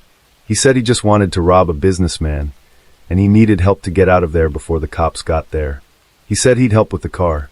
I gave in to his entreaties, but on the condition that I park somewhere far away from the house, he agreed. That evening, I waited for him in that car in a dark alley, and he came back quickly enough, breathing heavily and telling me to move as fast as possible. He didn't have any bag or sack on him, which didn't look much like a robbery. I didn't ask him any questions along the way, simply because I didn't want to know anything. I just wanted my $500, which, by the way, I didn't end up getting. On the way out, he asked me to stop at a bridge over a creek a couple blocks south of here. I stopped there. He hastily stripped off his outer garments and threw them off the bridge. If you need to be shown the place, I'll show you. Indeed, police officers who arrived on the scene at Mark's behest found parts of Michael's outer clothing near the creek, as well as the hammer used to kill Kelly. Michael, already in custody on suspicion of first-degree murder, began to change his testimony. According to him, he was indeed hired by Tom, indeed for $10,000, but only to commit arson at the house and nothing more. There was no question of murder. When he went into the house, however, Kelly was already dead. And who killed her? The detective asked. I think it was Tom. He offered me money for murder and arson from the beginning, but I refused the first offer. I'm not willing to kill a man for any money. He said I had nothing to fear, but he never could talk me into it. You may not believe me, but I almost lost my mind when I saw Kelly's body. I knew right then and there that he was setting me up, so I ran out of the house. He's the killer, Michael insisted. Michael spent a very long time assuring the police of his innocence, and all because he did not know that Mark had shown the place where Bird had thrown out his things and that his clothes, as well as the murder weapon, had already been submitted for examination.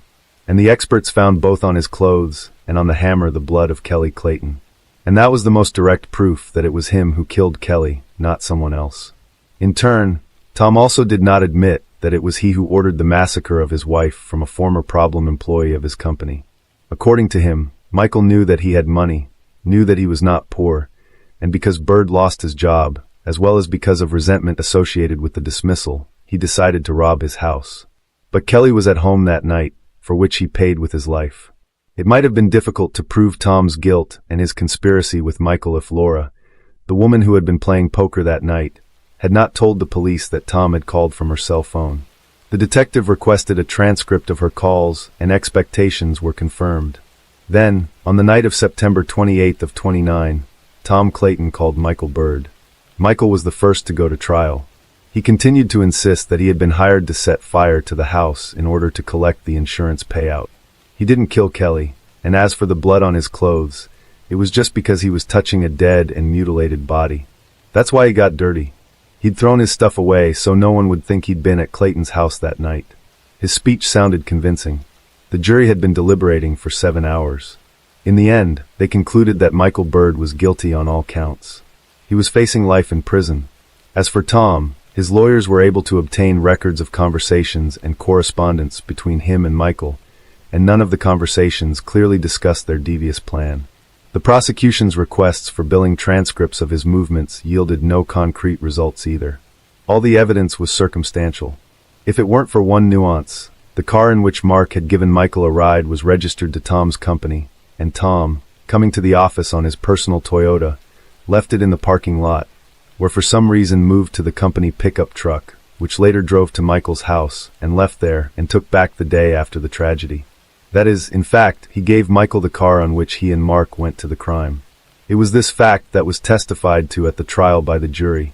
The trial lasted 6 days, and the jury concluded that Tom had hired Michael to commit this horrible crime after all. Michael, in turn, filed an appeal. In his defense, he used the words of little Charlie, who said that the eyes in the slit of the mask belonged to her father. However, the court rejected the appeal because the description of the clothes matched the one found under the bridge. As a result, Tom Clayton and Michael Beard received life sentences. As for Mark, he was charged with manslaughter, for which he received 4 years in prison. Tom and Kelly's children were given custody to Kelly's sister, Kim. After some time, Charlie has moved on from the tragedy. She occasionally remembers her mom, but absolutely won't talk about her father, who she will never see again. The events described in this video took place in 2008 in Auburn, Alabama, USA. Although 15 years have passed since then, the final word in the Lauren Burke case has yet to be spoken. Lauren Ashley Burke was born December 30th, 1989, in Marietta, Georgia. Her parents, James Burke and Vivian Gershon, later divorced. Lauren had a sister, Jacqueline Burke, and a brother, Chad Burke. After high school, Lauren went to Auburn University, where she studied graphic design, was an active member of Delta Gamma sorority, played lacrosse, and was generally active in the campus community. Lauren was described by her friends as a well-liked, excellent student, always smiling, happy, and helpful. While still a high school student, Lauren started dating a guy named Sean McQuaid. After high school, they both enrolled at Auburn University, where they continued their relationship. At this point in life, getting an education was a priority for both young people, but that didn't stop them from making plans for their future together. Unfortunately, however, not all of Lauren's plans and dreams were destined to come true. She started the morning of March 4th, 2008, by having breakfast at a cafe with her boyfriend, Sean. At 11 o'clock, Lauren went to class, after which she called her father, James, to discuss plans for the spring break and a visit to the dentist. After finishing her conversation with her father, she went to Sean's dorm, where she stayed until the evening. At 8:30 p.m., she had an appointment with her classmate, Michael. They were to meet in the library and prepare a study assignment together. When Lauren, around 8 p.m., left Sean's room, it was already dark outside. Her car, a black 2001 Honda Civic, was parked in the parking lot next to the dorm, and she moved towards it. That was the last time Sean saw Lauren. Michael, whom Lauren was supposed to meet at the library, started calling her cell phone after she didn't show up for her appointment, but Lauren didn't answer for some reason. He kept calling over and over, and finally he heard Lauren's voice on the other end. She said she wasn't coming to the library because she'd forgotten all about the appointment, and then she hung up. A little later, at about 9 p.m., 911 received a call about an injured girl who had been seen lying on the road between the Farmville Baptist Church and Route 280 on the 147 freeway. It was Lauren. Drivers stopped their cars in the roadway, blocking traffic in both directions. Lauren was lying on her back in the middle of the road, taking slow, deep breaths. She was suffocating. There were many wounds on her body and only socks on her feet. At 9:12 p.m., the first police car arrived on the scene, at which point Lauren was already unconscious. A few minutes later, paramedics arrived, and as they loaded Lauren into the ambulance, her pulse was barely palpable. At 9:35 p.m., Lauren was taken to East Alabama Medical Center, where doctors began trying to save her life. 8 minutes earlier, at 9:27 p.m., 911 dispatchers received multiple reports of a car fire on the Auburn University campus. Firefighters and police were immediately sent to the address the callers gave. Unable to find the owner of the burning car among the crowd of curious students attracted by the fire from their dormitories, police checked the license plates and discovered that the owner of the car was someone named James Burke, a resident of Georgia. James Burke is Lauren's father.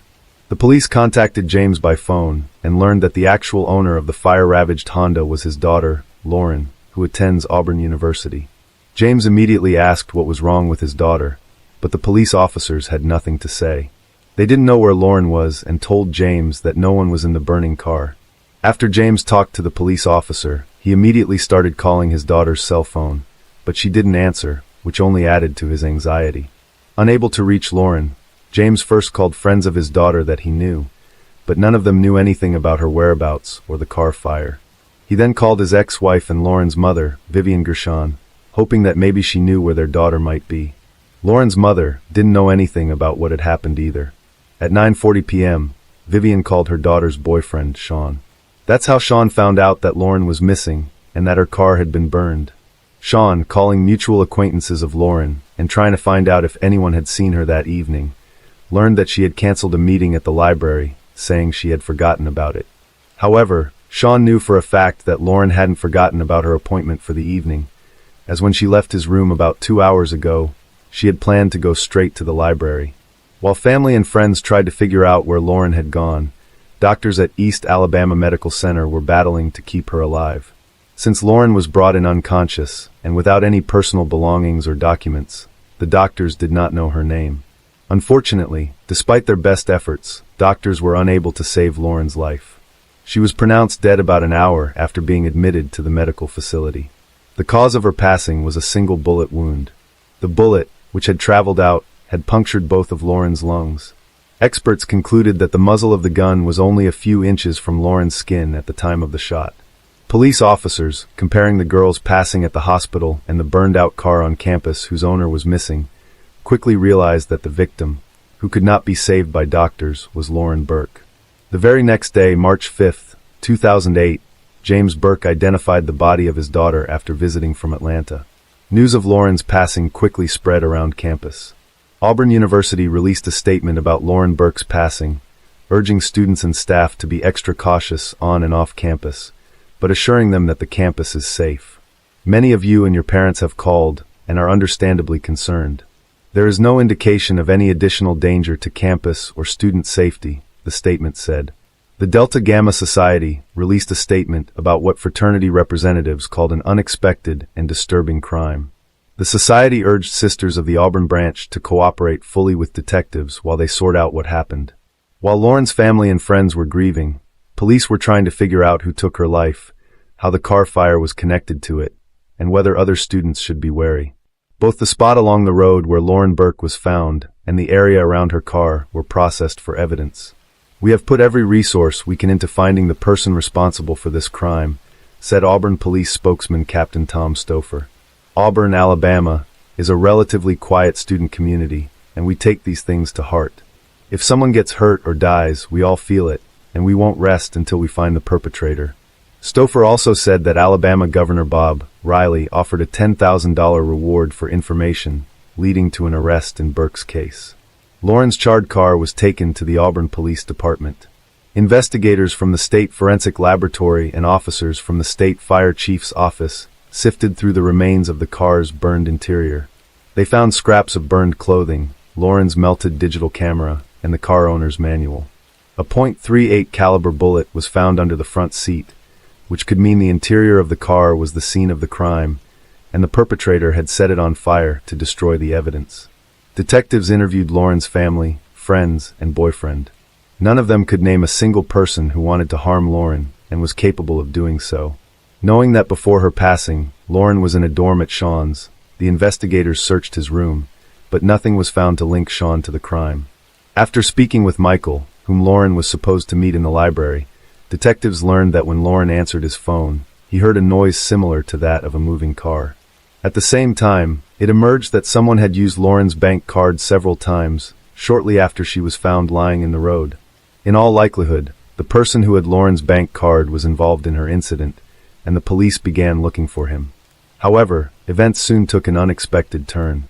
Less than 3 days after Lauren's passing, at 9:55 a.m. on March 7, 2008, in the parking lot of the Walmart supermarket in Newnan, Georgia, about 75 miles from Auburn, a man of African descent attacked a 72-year-old woman as she was getting into her car.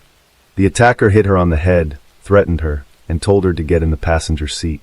He himself got into the driver's seat and tried to drive away from the parking lot, but noticed that an eyewitness to the attack was following him, talking to someone on the phone. The thought of the bystander calling the police prompted the perpetrator to return to the Walmart parking lot. He stopped and got out of the stolen vehicle, ran over to a nearby silver Chrysler Sebring, got in, and fled the scene in a hurry. A few hours later, four officers chased the fleeing Chrysler at high speed toward Columbus, West Georgia. The driver did not respond in any way to stop, endangering other road users. During the chase, police observed the driver of the Chrysler throwing an object out the window. One of the chase crews stopped and searched for the object. Police officers found a .38 caliber revolver on the side of the road. Meanwhile, the chase continued, but at one point, the perpetrator's vehicle broke down and smoke billowed from under the hood. The driver stopped abruptly in the roadway and opened the door. Next, a police officer, who was in pursuit on a motorcycle, crashed into the open door. After the collision, the officer flew over the handlebars of the motorcycle and fell to the pavement, only fortunately not seriously injured. The road where the perpetrator stopped was through a forest, and it was into the woods that he rushed to flee. He could not escape, however. The police quickly caught up with him and snapped handcuffs on his wrists. Courtney Larrell Lockhart was born on October 20th, 1984. In the words of his family, he was a nice, fun-loving guy until he joined the U.S. Army. He was sent to Iraq in 2004, from which he returned to someone else in 2005, according to his mother. He wasn't the Courtney I knew, his mother said. Courtney was a cheerful guy, but after he returned from Iraq, he never smiled again, never let anyone stand behind him, and sometimes hid in the closet or under the bed. In 2006, Lockhart and his girlfriend, with whom he had by this time broken up, had a daughter. Also in 2006, he was court-martialed for assaulting other soldiers, using illegal substances, and deserting his unit without permission. He spent 7 months in detention before being dishonorably discharged from the Army in December 2006. As 2008 approached, Lockhart was said to have gone increasingly off the rails. He barely showered, stopped visiting his daughter, and was heavily addicted to illegal substances. Beginning in February 2008, he committed a string of burglaries, and with the exception of a convenience store robbery, his methods were always the same. He would approach the victim from behind as she was getting into her car in the parking lot, threaten her with a gun, demand that she give him her purse, and attempt to take possession of the car. One such crime ended taking the life of Lauren Burke. Lockhart's string of assaults stopped on March 7, 2008, after he attacked a 72-year-old woman and failed to evade a police chase. After his arrest, Courtney Lockhart, 23, was taken to the police station, where he confessed that he was the one who kidnapped and took Lauren Burke's life. The interrogation was videotaped and became a key piece of evidence at trial. Plus, Lauren's personal belongings such as her iPod and bank cards were found in his car. He gave a detailed account of the events of the day he kidnapped Lauren. It was Tuesday, March 4, 2008. Lockhart woke up in his silver Chrysler Sebring. He had spent the previous night in his car, not far from East Alabama Medical Center. He needed money, so he started driving around Auburn looking for another victim. It's worth noting that all the people he attacked were women, none of them men.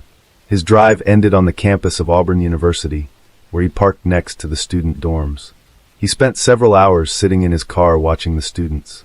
Around 8 p.m., he noticed some girl walk up to the car parked next to him and leisurely open the door. It was Lauren. Without thinking long, Lockhart grabbed his revolver and approached Lauren from behind. Poking her with the muzzle of his gun, he asked her how much money she had on her. When he didn't get an answer, he pushed Lauren into the car, into the front passenger seat, and got behind the wheel.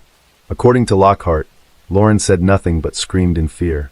When she finally calmed down, she pulled $200 from her purse, handed it to him, and begged him to leave. Instead of leaving, however, he ordered Lauren to take off her clothes. At gunpoint, and hearing threats against her, Lauren complied, stripping off everything but a pair of socks. According to Lockhart, there was only one reason he made Lauren undress. He thought that if she had no clothes on, she would not want to escape. Lockhart then began to drive around the streets of Auburn. All the while, he was driving with one hand on the wheel and with the other holding Lauren at gunpoint. She tried to dissuade him from committing the crime, and when he said his life was over, Lauren promised to help him find a job. At some point, her phone started ringing. Lockhart told her to answer it and make something up so no one would suspect anything. It was a call from Michael, whom Lauren was supposed to meet at the library. When she answered, she said she had forgotten about the meeting and hung up right away. Lockhart said that they continued to drive through the streets of the city, and Lauren wouldn't give up trying to talk him into letting her go. She said she would help him overcome the difficulties he was facing. As they were driving down Highway 147, Lauren opened the door to jump out of the moving car, and at that point Lockhart said he accidentally fired a shot. As we now know, the fired bullet pierced both of Lauren's lungs, plus she sustained injuries from the fall. She managed to wave to passing drivers before her strength failed her and she lost consciousness. Lockhart told investigators that he parked outside the church and watched as cars began to stop next to Lauren lying on the pavement. Realizing that the police would be arriving any minute, he hurriedly fled. Planning to destroy the evidence he had left in the car, he drove to a gas station and bought a can of gasoline, which he paid for with Lauren's bank card. He doused the interior of the car with the gasoline he bought, then got in and drove to the campus where he abducted Lauren, because his Chrysler was parked there. According to Lockhart, as he drove, he became dizzy from the gasoline fumes, so he rolled down the windows to let air in from the street. You might be wondering why he didn't drive to the campus first and douse Lauren's car with gasoline there. Why did he drive on a powder keg, since a short circuit or spark could have caused the car to burn up with him? Perhaps it had something to do with Lockhart's mental problems or low IQ, but we shall talk about that a little later. Upon arriving on campus, Courtney took $46, an iPod, and her bank cards from Lauren's car before setting the car on fire and driving off in his Chrysler. He drove to a gas station where he paid for the gas with Lauren's money. He then returned to campus again to see if the car had burned all the way down. Investigators began to question whether all of Lockhart's testimony was true. They speculated that Lockhart had forced Lauren to undress, not so that she would not run away as he claimed, but for an entirely different purpose. But he could not get what he wanted because Lauren suddenly jumped out of the moving car. Also, the investigators doubted that Lockhart shot Lauren by accident. It seemed unlikely given the fact that Courtney had served in the army and knew well how to handle a gun. It seemed more logical that Lauren realized that Lockhart wasn't going to let her go and decided that her only chance of escape was to jump. She opened the door, and as she jumped out of the car, and Lockhart shot her. Ballistics testing confirmed that the bullet found in Lauren's car was fired from the gun Lockhart had thrown out the window as he tried to evade a police chase. In addition, experts ran tests and ruled out the possibility of an accidental discharge. The trigger had to be pulled hard enough to make the shot. Lauren's family and friends bid her farewell on March 9th. The same day, investigators interrogated Lockhart for the second time. The next day, he was formally charged multiple times in the Lauren Berg case. The trial began on November 8, 2010. Lockhart's attorneys claimed that their client had a mental illness because of his military service and that the shooting of Lauren was accidental. According to court documents, Lockhart pleaded not guilty by reason of mental defect or insanity. The court was presented with the testimony of a psychologist who testified that Lockhart had an IQ of 86, which is below average, that he had some symptoms from being in combat in the military, but he did not have PTSD, and that Lockhart was immature and not thinking straight. Although the state attempted to introduce evidence of Lockhart's other crimes and his dishonorable conduct in the military, the trial judge excluded that evidence. After the guilt phase of trial, the sentencing phase immediately followed. Lockhart presented witness testimony and evidence in an attempt to cast himself as a war hero who was mentally disturbed by combat and the death of his commanding officer. The jury rendered a special verdict in which an additional aggravating factor was the taking of a person's life in the course of the kidnapping. The jury voted 12-0 to recommend a sentence of life without parole. The trial judge later disagreed with the jury's advisory sentence and sentenced Lockhart to death. In a 28-page sentencing order, the judge explained why he disagreed with the jury's opinion. He concluded that the kidnapping weighed heavily in favor of the death penalty. The victim was alone, unarmed, and she was chosen by Lockhart at random. The kidnapping is even more egregious because she was taken from a college campus, a place where students should feel safe, and forced into her own car. Lockhart forced her to undress and held her at gunpoint in order to prevent her escape. The court also emphasized that the jury was unaware of Lockhart's crime spree and the true nature of Lockhart's military service. Although the jury heard testimony regarding Lockhart's service, the jury was unaware of the full extent of Lockhart's military disciplinary record, wrote the judge. The court reasoned that, had the jury been aware of the additional facts known to the court, their sentencing recommendation would likely have differed. 15 years have passed since Lauren's death, and Lockhart is still on death row in Alabama and has not given up trying to appeal his sentence. After his conviction and death sentence, he appealed to an Alabama court, which upheld the sentence in August 2013. In April 2014, the Alabama Court of Criminal Appeals denied Lockhart's request for a retrial. He then appealed to the Supreme Court of Alabama. But in September 2014, his motion was again denied. In January 2015, Lockhart appealed to the Supreme Court of the United States. In April of that year, the Supreme Court of the United States denied his petition. In 2018, Lockhart made another attempt to challenge the sentence. Lawyers from a human rights organization who represented him tried to convince the court that the lawyers defending Lockhart in 2010 had mishandled the case. Although there were some flaws in Lockhart's 2010 defense, it ultimately did not change the outcome, with the death sentence being upheld again. In April 2021, the Alabama Court of Criminal Appeals upheld Lockhart's death sentence. Lauren's parents said they would never give up and would do everything in their power to keep Lockhart's death sentence from being overturned. Courtney Lockhart gave my daughter the death penalty.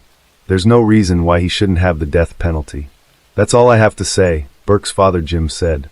He didn't give her a second chance. He shouldn't get a second chance either, Lauren's mother Vivian said. As of today, Courtney Lockhart remains on death row in Alabama. Heather, just 22 years old, had recently embarked on her college journey, settling into her job, and it felt like life was full of promise. Maple's smile and laughter were contagious, and her constant chatter filled the air. She radiated warmth and energy, uplifting everyone around her. Everything changed on January 7th, 2015, when Heather Maples didn't show up for work. Her lifeless body was discovered in her apartment, partly unclothed. Who had the right to take Heather Maples' life? Detectives faced a challenging investigation because Heather had no enemies, and the motive behind this crime remained unclear. If not for one small detail, Heather Maples' death could have remained unsolved, and the criminal would have gone unpunished. Oh, I guess it wasn't worth what I would say here. And your wife, the only way in her bloody vague figure there is urinary blood. Ain't that in your hand, or in your weight work? On a typical morning at the real estate agency in Murfreesboro, Tennessee, on August 7th, 2015, Kelsey Price arrived at work and began her usual tasks. Heather, her friend and colleague, was running late, which wasn't surprising to Kelsey, as Heather was known for her lack of punctuality. Kelsey started calling Heather to wake her up, but received no answer. The previous night, Heather had planned to go to a bar with some friends, and had asked Kelsey to come get her if she overslept, or didn't answer her calls. Therefore, Kelsey wasn't concerned, and went to Heather's apartment to wake her up. The girls' apartments were located in the same complex where they worked. Upon arriving, Kelsey found the front door unlocked. Easily entering inside, she saw her friend lying on the bed, sleeping on her stomach, wearing only a crop top and no underwear. Assuming Heather had a wild night, Kelsey tried to wake her up, but there was no response. She then tapped Heather's foot, attempting to rouse her from her sleep, which no one would ever interrupt again. Maple's foot was so cold that Kelsey literally jumped back in horror at the realization of what had happened. Kelsey Price, in horror, stepped out of the apartment and called 911. Soon, emergency services were on the scene. Detective Tommy Massey was one of the first to arrive at the crime scene, and the forensic team meticulously combed through the apartment. Heather was indeed partially undressed, with signs of blows on her face. The hair of the poor girl was soaked in blood, which was also splattered on the walls. It was clear she had been brutally beaten, tortured, and actually assaulted. Massey and his colleague, Detective Maples, coincidentally sharing Heather's surname, recalled this crime as a horrifying nightmare. That's understandable, as witnessing such a heart-wrenching scene is extremely difficult. Heather Nicole Maples was born on August 23, 1992, in Ocala, Florida.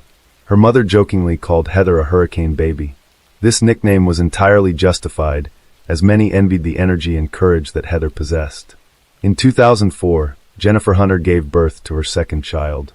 Heather welcomed a brother, Ryan, into her life with great joy. However, Ryan was later diagnosed with significant developmental delays, and the older sister, of her own accord, dedicated all her free time to him. She took care of him, happily spent time with him, taught him to speak, walk, and eat on his own. Heather was in the 7th grade at the time, and devoted all the following years until graduation to Ryan, showing immense love and dedication to her brother. At the age of 22, Heather Maples made the bold decision to leave her Texas home and embark on a new chapter in Tennessee, pursuing her dream of becoming a psychologist. The journey began with a call from her former classmate, Chaz, inviting her to join him in Murfreesboro, Tennessee, where he studied.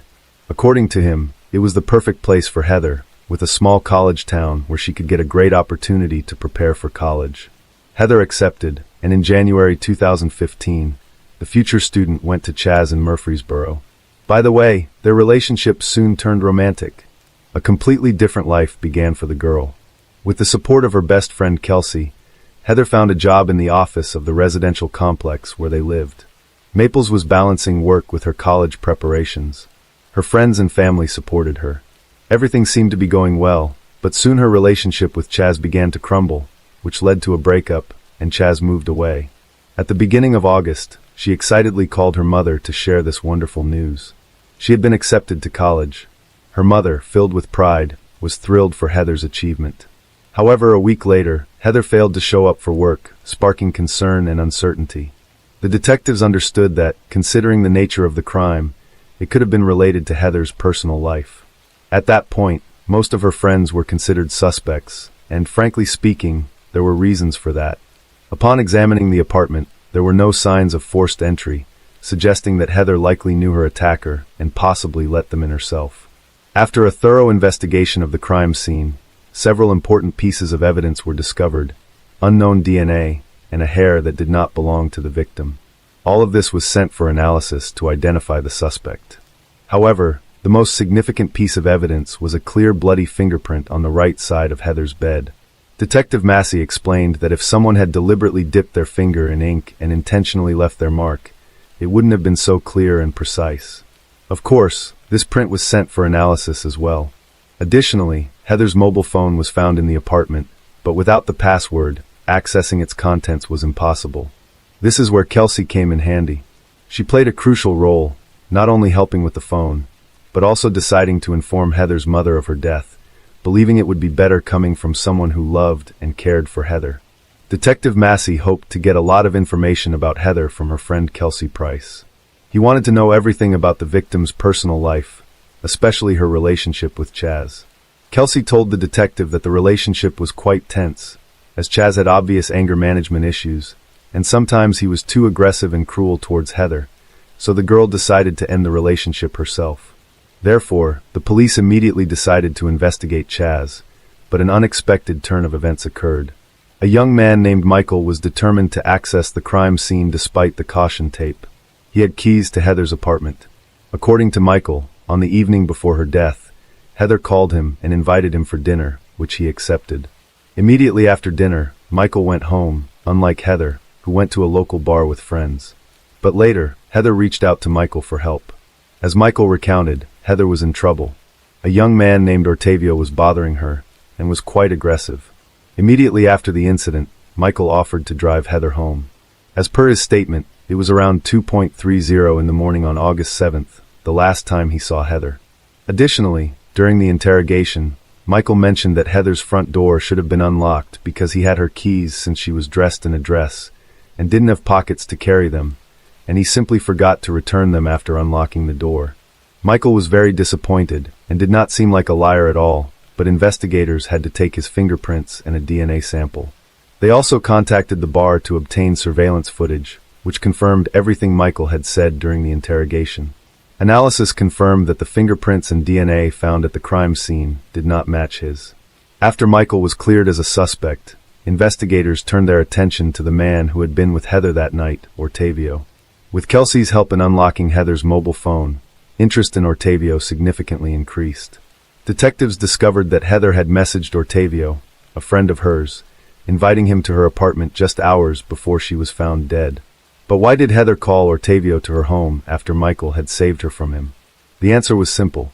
They were friends, and became more persistent than usual at the bar. Heather was caught off guard. She wasn't prepared for this. Now, the detectives needed to speak with Ortavio to get his side of the story.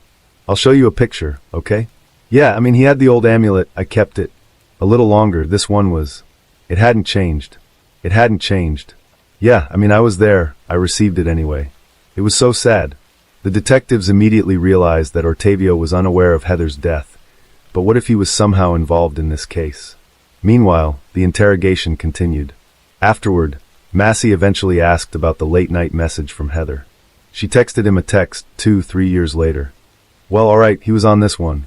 The detectives intensified their questioning of Ortavio, using a tough interrogation method that not every suspect could withstand. Ortavio was shocked by what he heard. It seemed he genuinely didn't know what had happened to Heather. Following the interrogation, he willingly agreed to a DNA test, confident that it would clear his name. The results proved him right, as the DNA found at the crime scene did not match his, leading to his exclusion as a suspect. Without any leads, the detectives worked practically around the clock, reviewing surveillance footage, scrutinizing every detail provided by witnesses. On the 9th day of the investigation, as Detective Massey was preparing to leave the office late at night, he received a crucial call from one of the directors of the forensic laboratory. Massey finally got the answer regarding the bloody fingerprint that was lifted from Heather's bed. It belonged to a young man named Brandon Bowling, whose fingerprints were on file due to his employment at a company where he previously worked. This development prompted Detective Massey to approach the interrogation very gently, wanting to give Brandon a chance to explain what happened that night. Though he asked if his head had rebelled, Lewis eventually interrupted. The detectives knew he was lying because the fingerprint was fresh. It seemed that Brandon understood he was caught, but he continued to deny any involvement in Heather's death. After questioning, detectives requested a DNA test from Brandon, suggesting that if he was innocent, the test would prove it. Brandon did as he was asked, perhaps hoping to be released from police custody, but that did not happen. The investigators decided not to wait for the test results. The match of the fingerprint provided substantial grounds for the next step. The police immediately sent a request to the court for permission to access Brandon's phone, which could help the investigation confirm his movements, track calls, and texts on the night of the crime. However, they were unprepared for what they found on his phone after the court approval. The video from Brandon Bowling's phone was one of the most shocking, even to the most experienced detectives. In this video, the room of the core Heather was captured. Brandon recorded everything, from intimate acts to beatings. Heather was still alive at the time of the recording. In February 2018, Brandon Richmond Bowling pleaded guilty to the attack on Heather Maples. He was sentenced to 40 years in prison without the possibility of parole. On the day of the verdict, Heather's mother, Jennifer, made a speech that surprised many. When the trial ended, in the corridor, Jennifer approached Bowling's mother. Jennifer simply hugged this woman, saying that they both lost their children that day.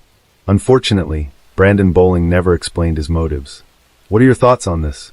What do you think Brandon's motive was, if there was one? In the early hours of May 25, 1996, Kristen Smart vanished. She was last seen at 2 a.m., allegedly intoxicated and passed out on a neighbor's lawn. Two fellow students offered to help, unable to ignore her sorry state. A third, Paul Flores, stepped in to help, as he lived nearest to her Muir Hall residence. She was never seen again. Her trail went cold.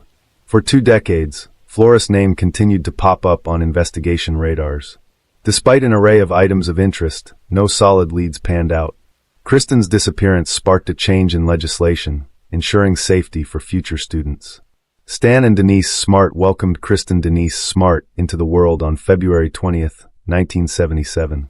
She was born in Augsburg, Bavaria, in West Germany. Kristen's parents were both teachers of the time to children of American military personnel. When she was still a young child, they eventually moved back to Stockton, California. The eldest of 3 children, Kristen's mother Denise called her a dreamer. According to her family, Kristen had a great love of the ocean and an adventurous spirit. She had a real zest for life. Kristen graduated from Lincoln High School in Stockton in 1995. Prior to attending university, she worked as a lifeguard and camp counselor at Camp Mokulea in Hawaii. In 1996, Kristen enrolled at California Polytechnic State University in San Luis Obispo, California.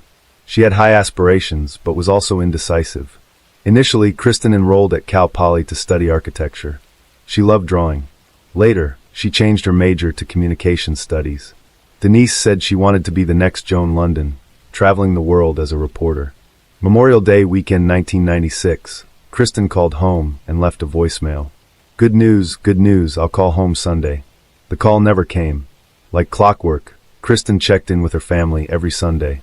But for the Smarts, all communications ceased that faithful weekend. Friday night, Kristen attended an off-campus birthday party. Her friend, Margarita Campos, recalled dropping her off. Campos said that Kristen seemed a little mad because she didn't join her for the evening. The last thing she said to Kristen was to be careful.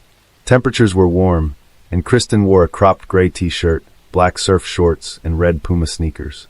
Witness statements from the party varied. Some alleged she was extremely intoxicated. Others claimed she didn't drink at all. Some believed she was possibly given a date rape drug. On May 25, 1996, at 2 a.m., fellow student Tim Davis spotted Kristen passed out on the lawn next door. Together with Cheryl Anderson, an acquaintance of Kristen, they both helped her walk back to her campus dorm, near Hall. It was then Paul Flores reached the group and offered to help take Kristen back to the residence. He was leaving the party too and spotted them on his way back to his own dorm, Santa Lucia Hall. Once all three reached the Cal Poly campus, Davis left the group since he lived off campus. Now down to 3, Cheryl started to notice Paul's odd behavior.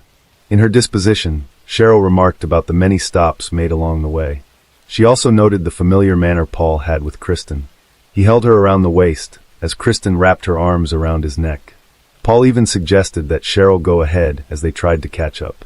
Cheryl eventually went her own way, but not before double-checking with Paul about ensuring Kristen's safe return. Paul claimed he walked Kristen to the intersection of the hallways that led off to both their respective residence halls. This was around 2:30 a.m. on May 25, 1996. Kristen Smart has never been seen or heard from since then. When Sunday rolled around without a call from Kristen, Denise didn't grow immediately concerned. With Monday being a holiday, anything could have come up. Kristen's roommate, a neighbor, however, found it unusual. They contacted the university police department to report Kristen missing. No report was taken. Concerned, they called Kristen's family and the San Luis Obispo Police Department. On May 27, 1996, Denise received a call from the UPD asking if Kristen had returned home for the weekend. She hadn't. The UPD only filed the missing persons report 3 days after her last sighting. Kristen's roommate, Crystal Calvin, revealed that none of her personal belongings were missing. This suggested to authorities that Kristen probably didn't make it back to her room. Paul Flores was now a person of interest. He was the last known person to see Kristen. 5 days after Kristen went missing, Paul was interviewed by the UPD investigators. He told investigators they both went their own directions at the intersection. Investigators, however, were quick to notice Paul's black eye. When asked about it, Paul said he was elbowed in the face during a basketball game. A friend later refuted this story. He insisted that the black eye was there before the basketball game. Paul allegedly told him he didn't know how he got the black eye. He just woke up with it. A month later in June, Paul was interviewed again. This time confessing he lied about the black eye incident. Paul changed his story. He apparently hit his eye on the steering wheel of a truck. When questioned further, Paul said that the story sounded unlikely. Paul told investigators he was in his truck at around 2 a.m. on the morning of May 27, 1996, installing a car radio because he was selling his truck. Family lawyer for the Smarts, James R. Murphy Jr., said Paul was last seen with Kristen after the party. His injuries looked consistent with those of someone involved in an altercation. Cadaver dogs were called in to assist in the search for Kristen on June 29, 1996.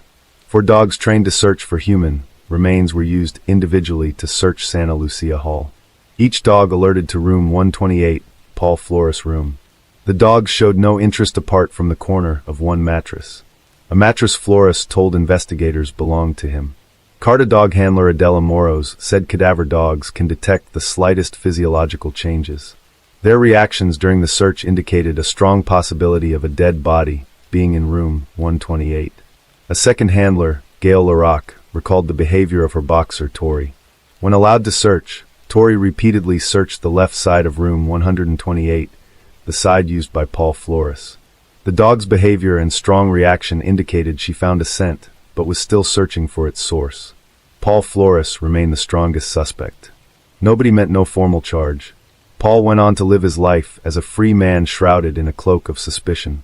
From 1996 through 2007, investigations continued. Searches were conducted in all possible locations, including 4 properties owned by the Flores family. None of them yielded any positive results. On the advice of his lawyer, Paul Flores pleaded the Fifth. The Fifth Amendment of the United States Constitution protects individuals from incriminating themselves. The person who invokes this clause cannot be compelled to provide information that they feel could incriminate them further. Paul, therefore, had the right to remain silent during his 1997 deposition. Attorney James R. Murphy hit a brick wall. Paul's silence and refusal to cooperate left investigators scrambling for new leads. Although all evidence left back to Paul, former Sheriff Ed Williams himself said he saw no way of completing the case. Authorities were getting frustrated. The Smarts took it upon themselves to file a wrongful death charge. The court, however, decided against proceeding with the charges. Kristen's case was still an active criminal investigation. Paul and his family refused to publicly address the case of Kristen Smart or the accusations against them. Although Derek Tsay, one of Paul's roommates, said Paul allegedly joked about Kristen's disappearance, these allegations remained speculation as Paul shielded himself against further questioning by lawyering up. 6 years after going missing on May 25, 2002, with no remains having been found, Denise Smart confessed it was a bittersweet moment of closure. Then Chris Lambert broke the silence. Chris was 8 years old when Kristen went missing. Haunted by the ever-looming billboard over Arroyo Grande, Chris found himself asking why there were still no answers all these years later. Hearing about Kristen's disappearance at a young age frightened him. Chris became fixated by the case. In May 2018, he quit his job at a musical instrument shop to work on the podcast full-time. With no formal training in law or journalism, he was driven only by a passion for answers. He began asking questions to see if he could get people talking. In 2019, Chris's determination paid off. He decided to visit the memorial to Kristen on Shell Beach on her birthday, February 20th. Armed with a cell phone, Chris waited to meet someone willing to talk about Kristen. As luck would have it, he ran into Kristen's mom there and was able to talk with her about her daughter. From there on, Chris and the Smarts developed a strong relationship and worked on getting Kristen's story out to the public. The podcast, In Your Own Backyard, took on a life of its own. What started as a local series exploded onto the national scene. To date, it has raked in over 11 million downloads. The podcast follows the case of Kristen Smart and her disappearance from the Cal Poly campus. Chris had a knack for getting people to talk to him. He was able to obtain interviews with people related to the case to varying degrees. Chris searched for witnesses that were reluctant to speak or overlooked by investigators. He was able to uncover multiple allegations that remained mere speculations over the years. A former colleague of Paul's mother, Susan, claimed she complained about not sleeping well after her husband got a call in the middle of the night during the Memorial Day weekend. He left in his car after the call. Another claim came from one of Susan's tenants. This time, the tenant told Chris that every morning after Kristen's disappearance at 4:20 a.m., an alarm would go off from the area of the backyard. A third interview with an Australian exchange student brought to the forefront a possible altercation between Kristen and Paul. According to Chris, the student alleged to have seen Kristen fighting off Paul on the night she disappeared. In an effort to tie up all of the speculations made by people interviewed by Chris, certain theories were highlighted. The first being that Paul got a black eye during a tussle with Kristen. The second, that Paul's father, Ruben Flores, helped cover up the crime. And the third, that the body of Kristen Smart was buried in the backyard of the Flores home. Another disturbing development in his investigation was that Chris uncovered allegations of gross misconduct by Paul over the years. Women who went to school or worked with Paul reported his overly flirtatious behavior and excessive drinking habits. For women approached the Daily Beast, alleging Paul had sexually or physically assaulted them. An ex-girlfriend even went as far as to claim that Paul brandished a butter knife in her face during a fight. 13 more women had accusations leveled against Paul, including predatory behavior, harassment, and sexual assault. Although Chris has made 2 attempts to contact Paul, he had no success. He figured an interview could tie up loose ends, but more importantly, it would give Paul a chance to explain the allegations against him and give his side of the story. However, he refutes the claim that Chris tried making contact with her family. Susan stated she could shoot plenty of holes into Chris' investigation. Sheriff Ian Parkinson of the San Luis Obispo Sheriff's Department credits Chris for helping move the investigation forward. Parkinson commended Chris on putting together a well-done podcast. He said getting the story out there persuaded people to come forward, the value of which has been a game changer. Denise Smart also credited Chris, saying the stars aligned when the podcast aired. Denise further thanked Parkinson for putting vigor back into the case of Kristen since taking office in 2011. Despite the continued silence of the Flores family, the investigations along with the podcast shook their precarious foundation. On January 29, 2020, 2 trucks owned by Paul were taken into evidence. On February 5th of that same year, search warrants for specific items of evidence were issued for 4 different locations. This included a home in Los Angeles. Paul was briefly detained while the search was carried out. By April 22, 2020, the Los Angeles Times reported that a search warrant was served at the home of Paul Flores in San Pedro, California. Items of interest were successfully retrieved during the search, including date rape drugs and videos of Paul sexually assaulting young women. Paul was then arrested on February 11, 2021, in Ranchos Palos Verdes, California, on suspicion of being a felon in possession of a firearm. In March of the same year, a search warrant was issued for the home of Paul's father, Ruben Flores. Using cadaver dogs and ground-penetrating radar to carry out the property search, an older model Volkswagen was towed away for evidence after a search conducted by the dogs. On April 13th, Paul and his father Ruben were taken into custody by San Luis Obispo County Sheriff's Department in relation to Kristen's case. Paul was charged with murder and Ruben with being an accessory after the fact. Paul may have gotten away with a charge of sexual assault due to the statute of limitations, but murder committed during a rape or attempted rape still carries a first-degree felony murder charge. In September 2021, a judge ruled that there was sufficient evidence for the case to proceed to trial. Set to begin in April 2022, the trial was delayed and moved to Monterey County. The trial began on July 18, 2022. Paul and Ruben are being tried separately with 2 different sets of jurors, but at the same time. Opening statements made by San Luis Obispo County Deputy District Attorney Chris Pivrel painted a picture of a young life lost too soon. Pivrel described to the jurors a family mourning their daughter's unknown whereabouts and the evil that is Paul Flores. He added that evidence found at his father Ruben's house suggested both men were responsible for the death and subsequent disposal of Kristen's body. Paul's defense attorney, Robert Sanger, called that evidence into question. He said it was a tragic situation, that Kristen's body was never found, nor was any DNA evidence. He stated it is believed she is deceased, but there is no evidence of what happened to her after Paul left her at her dorm. Since July, the trial has seen accusations of predatory behavior and violence leveled against Paul Flores. Many women have come forward accusing Paul of harassment and inappropriate sexual misconduct. 2 women who were referred to as Rhonda Doe and Sarah Doe gave testimony of their encounters with Paul. Both women alleged they felt uncharacteristically drunk after meeting Paul. Large chunks of their memories were lost, and both described waking up to Paul abusing them. Their graphic testimonies brought jurors to tears, prompting Judge Jennifer O'Keefe to call for a recess. Testimony surrounding the search of Ruben Flores' home caused another juror to break down. With testimony from investigators and experts, many graphic details are being recounted. Judge O'Keefe stated that it was a long, hard trial, and sometimes things are emotional. It was not unusual for jurors to break down emotionally. Damning evidence came in the form of one Jennifer Hudson. Hudson took to the stand explaining how she encountered Paul and his friends while skateboarding. She was 17 years old at the time. Previous court papers stated that Hudson alleged Paul remarked he had buried Kristen beneath his ramp in his backyard in Wasna.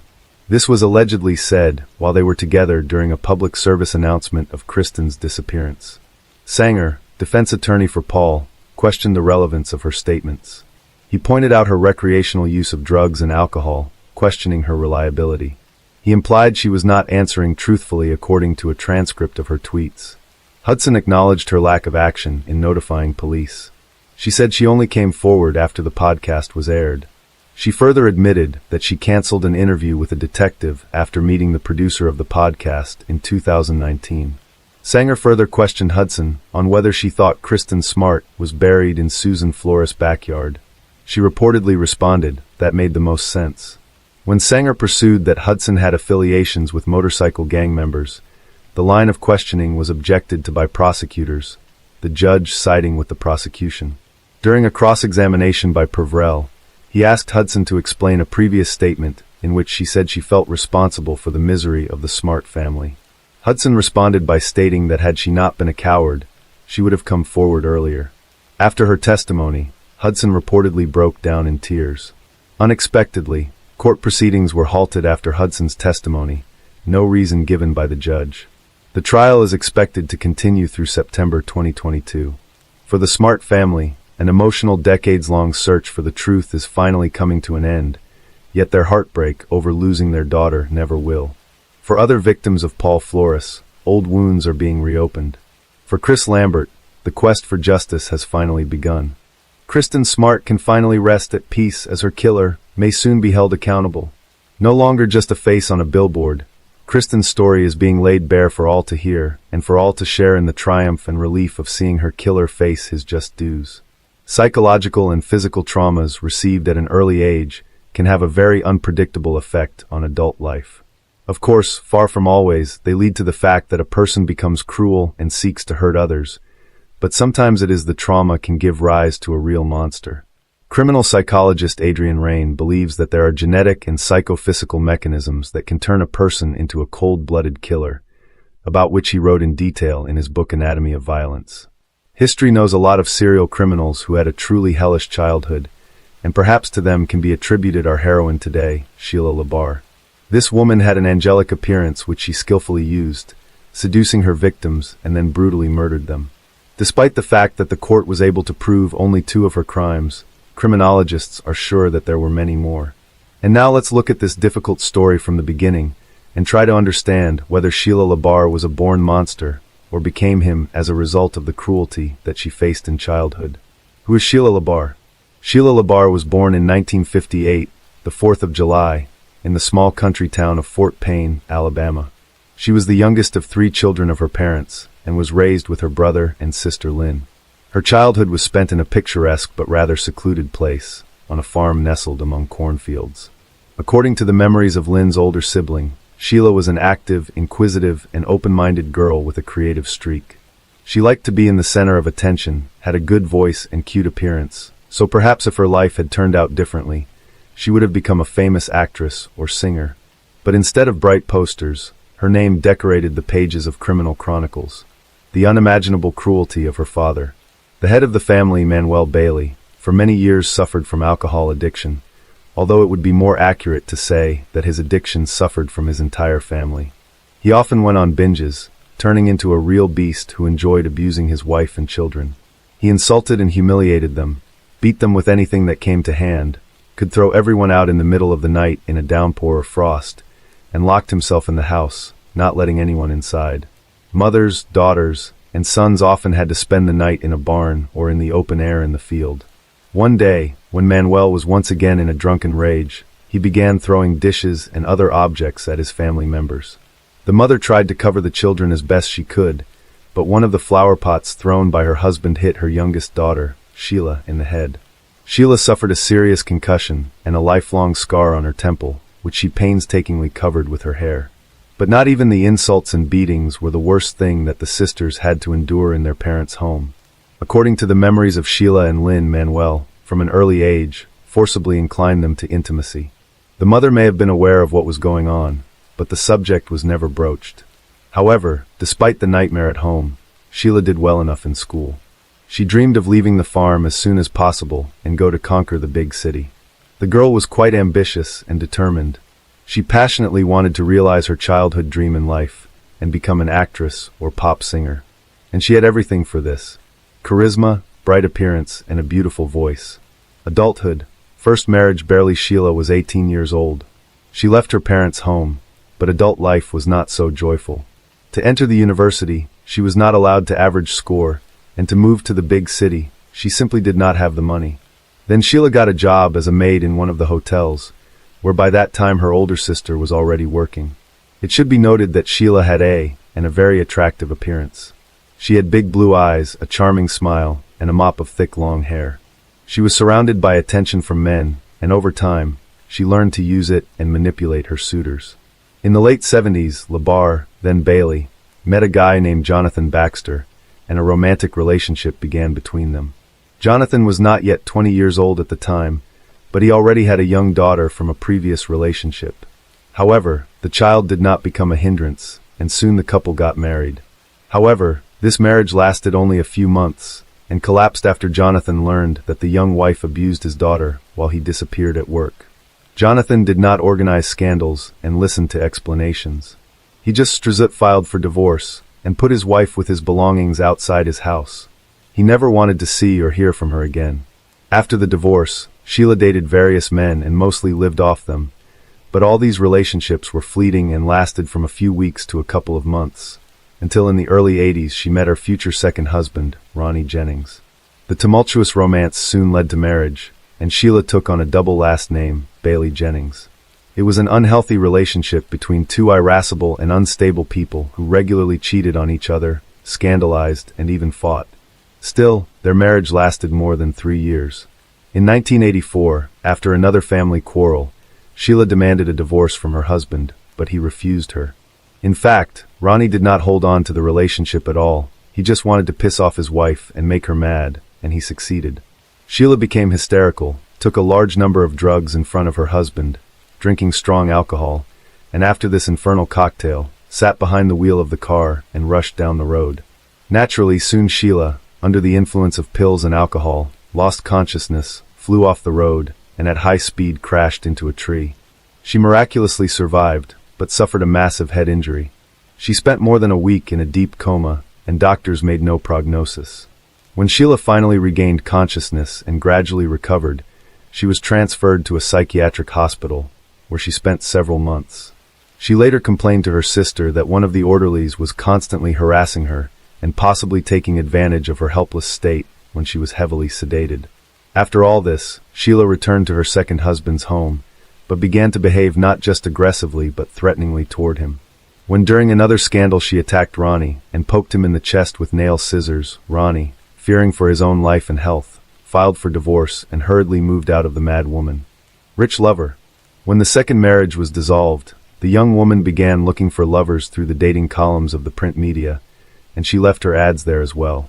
But no man did not stay with her for long, because Sheila tended to dominate everything, rigidly suppressing their partners both in intimate and everyday life. Soon the photo of an attractive girl in the dating section drew the attention of 60-year-old Wilfred Bill LaBar.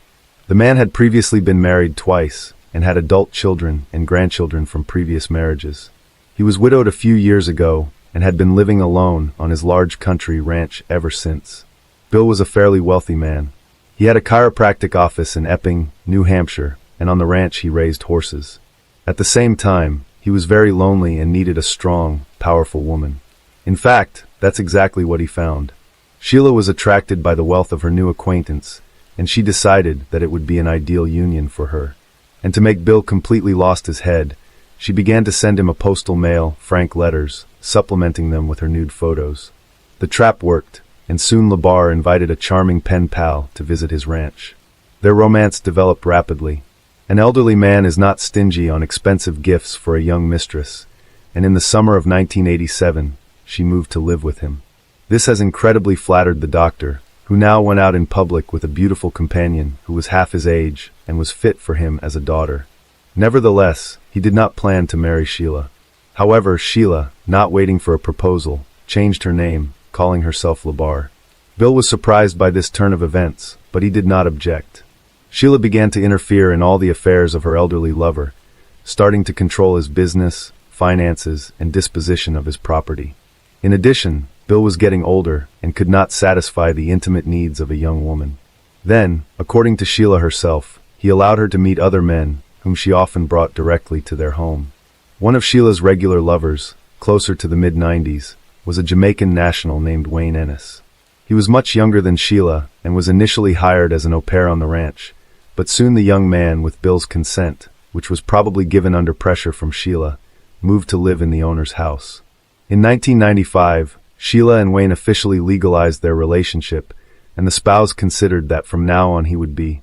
The couple continued their relationship online. Sherry sent photos of ultrasounds and her growing belly. "I just bulged out my belly.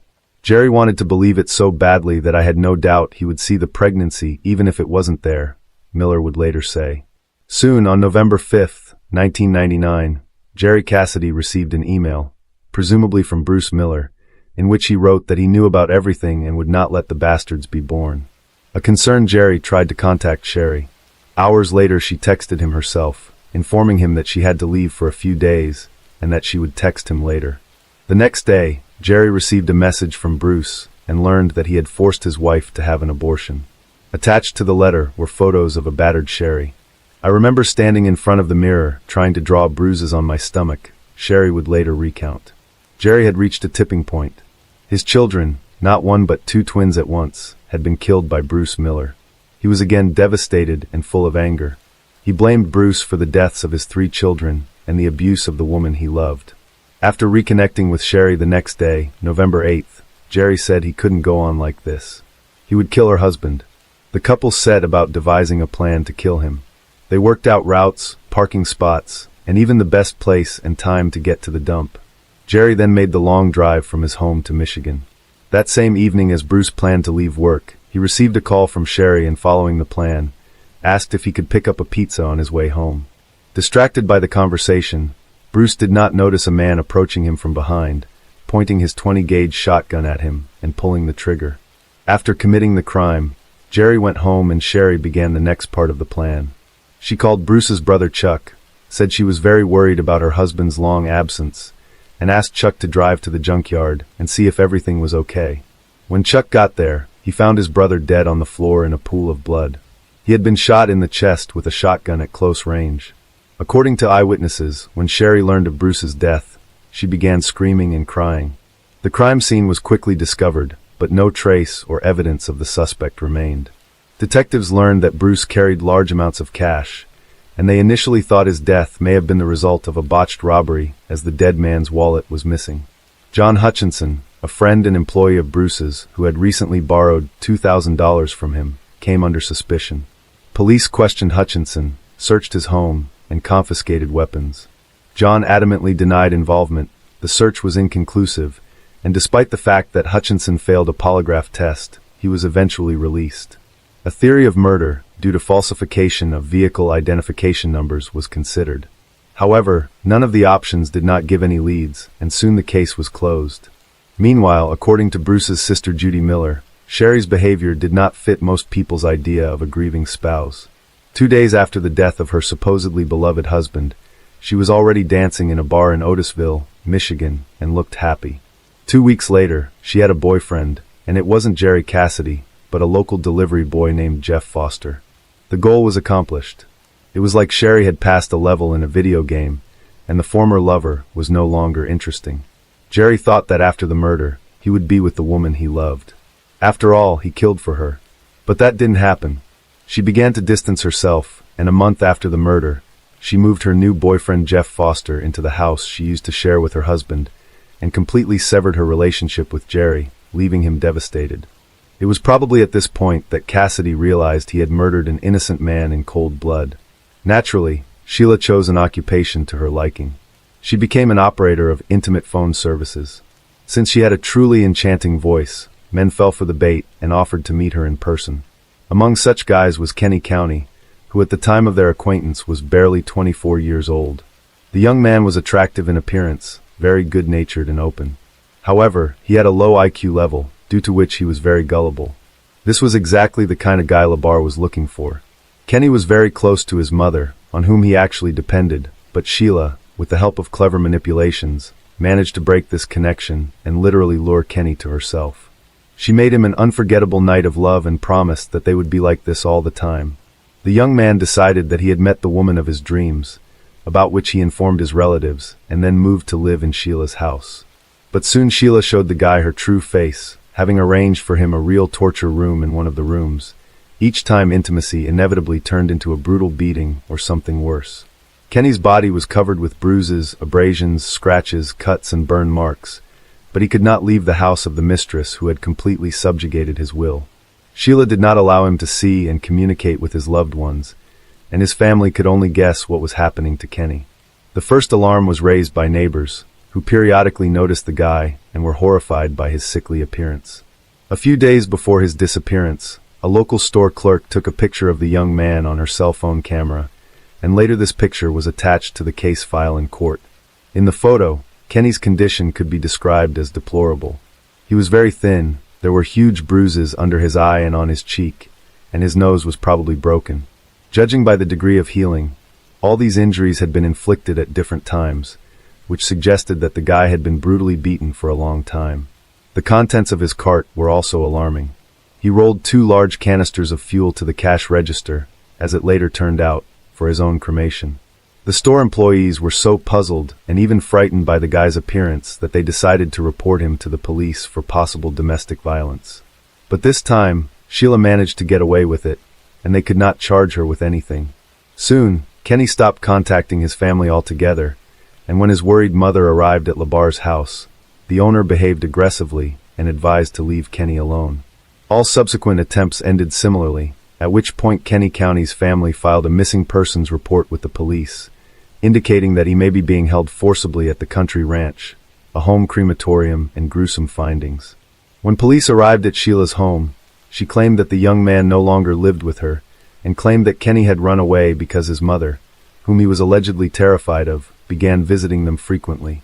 As evidence, Sheila provided an audio recording in which she asks her lover if his own mother had attacked him, and he quietly gives an affirmative answer. It all seemed more than strange, and the very next day, an officer visiting Sheila secured a search warrant for the estate. Sheila had been on the police's radar many times before, and her name had been linked to another mysterious disappearance of a boyfriend. But over the years, Sheila had never been questioned, and her house and grounds had never been searched. When the police arrived, they did not find Labar at home, but they did see several fires burning near the outbuildings. The fires looked strange and were made of improvised materials, a mattress, fragments of wooden furniture, hay, etc., all doused with a flammable mixture. One of the bonfires had bones in it that clearly looked like human remains. The squad requested reinforcements in the form of forensic experts, reporting all the findings, but that turned out to be just the tip of the iceberg compared to what they discovered next. Almost all over the house were found poorly washed traces of blood. It was so much that it seemed as if there had been a real massacre. It turned out that the blood belonged to at least 3 different people. The bones smoldering in the fire belonged to the missing Kenny, and I remember hearing her scream, "No, Mommy, no, don't go." After that moment, the full implications of what I had done to Bruce, his friends, his family, Jerry, his friends, and his family hit me with full force. They will never see them again. Bruce was a great man, Sherry Miller wrote of her husband. He never hurt me or my children. All he did was love us. He wanted to adopt my children. He just wanted a family, the only man who loved me, and I ordered him killed. In 2022, Sherry gave a public interview to a popular TV station. She admitted that Bruce was not involved with the mob and never abused her. She admitted that she used makeup to fake bruises and faked ultrasound scans to manipulate Jerry. According to Sherry, she didn't do it for the money. She said that she was afraid Bruce would find out who she really was and felt that it would be easier for him to be killed than to learn the truth about her. Sherry admitted that she knew about Jerry's tendency toward depression and the brief case of evidence, but was confident that she would talk herself out of anything and could manipulate the jury and the court. She was so convinced of this that she turned down a plea bargain that could have gotten her 15 years instead of a life sentence. According to Sherry, it took a public story to find peace with herself. It's still very hard for me to look in the mirror realizing what I did. I've been waiting to tell the truth and hopefully get a sense of peace from it. Sherry Miller remains incarcerated at the Valley Women's Complex in Michigan. She is not eligible for parole. In one voice, called her a crazy, unstable, and extremely violent woman. And Wayne Annis, the third husband, said that the ex-wife repeatedly persuaded him to kill Mr. Labar in order to seize his property. But despite the defense's attempts to convince the court that Sheila was insane and in need of treatment, it was proven that she was aware of her actions at the time of her crimes. She was found guilty in July 2008 and sentenced to life imprisonment without the possibility of ever being released. All of her appeals were rejected. Sheila is now serving her sentence in Florida at Homestead Correctional Facility. Thanks for watching, guys. That was Jack. Subscribe to the channel and don't forget to click on the bell not to miss new stories. See you soon. Take care. During the final sentencing, excitement gripped the Eckerd parents. Judge Anthony imposed a sentence of 50 years in prison without parole. The parents were broken. One miserable day had taken 2 sons from them at once. The cold-blooded murder of an innocent man, and even a brother, is clearly beyond the bounds of adequate human response. In the biblical story, the brother killer Cain was banished from paradise as punishment. But he solved the problem differently, eliminating the source of his remorse. In the summer of 2003, the body of 36-year-old Sabrina Payne was found in a field near Tremont, Illinois. Sabrina was a black female who was known to support a drug habit with prostitution. Sabrina had last been seen at her home 2 days before her body was found. The original autopsy failed to determine a cause of death, leaving some of the detectives to believe she had overdosed. One detective, however, felt uneasy about that assumption. His suspicions were confirmed as more bodies were found in Peoria and Tazewell counties over the next year. On February 5, 2004, the body of 36-year-old Barbara Williams was found in a ditch near Edwards, Illinois. She was found partially clothed and lying face down in the snow. She had been seen alive between 9 and 10 p.m. the night before. An autopsy showed that she had multiple contusions and abrasions on her body. Toxicology showed that she had fatal levels of cocaine in her blood. At this point, police were not ready to call this a murder or entertain the idea of a serial killer preying on black drug-addicted prostitutes. In October of 2004, 32-year-old Shakonda Thomas was reported missing. She had last been seen by her family in August. Shakonda was known to disappear at times, but when she didn't come back after several weeks, her family reported her missing. Shirley Entrap was also reported missing in the late summer of 2004. She was seen 3 days before she was reported missing. Tamara Walls was reported missing in September of 2004 after not being seen for 3 weeks.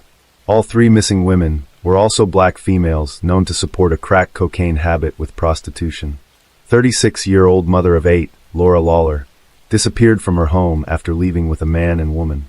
Her longtime partner searched for her, but only was able to determine she had been with a man named Larry. Her boyfriend and father to her 7 daughters and 1 son, describes Laura as the love of his life and a beautiful soul. The two had experimented with crack cocaine, and Laura seemed to struggle with addiction before her disappearance. On September 25, 2004, Linda Neal was found on King Road in Tazewell County. She was found nude along the side of the road. Linda, like the other women, was known to be part of the drug scene in Peoria. At this point, police had determined there was likely a serial killer stalking black females in the Peoria area. A task force was formed, which one detective states would have occurred much quicker if the victims had been white females. While police desperately searched for the killer, they kept a close eye on women in the community at risk. Despite their efforts, on October 15, 2004, Brenda Irving's body was found in a ditch near Farmington. Brenda was found nude, and an autopsy determined that she had been strangled and suffered blunt force trauma to her head. She also had fatal levels of cocaine in her system at the time of her death. Her children had feared for their mother's safety, as she had known many of the women who had been killed or disappeared from central Illinois. Brenda struggled with drug addiction. Despite detectives' best efforts, the case proved difficult to solve. They followed thousands of leads, but finally got the lead they were waiting for in December of 2004. 35-year-old Vicky Bomer was arrested for theft. From jail, she told authorities that she thought she could help them find the serial killer preying on her fellow sex workers. She believed that a man who had picked her up in July 2004 was responsible. Bomer explained that in July, a man named Larry Bright lured her to his mother's home, where they shared alcohol and drugs. Once she was intoxicated, she said Bright attacked her, attempted to rape her, and pulled a knife on her.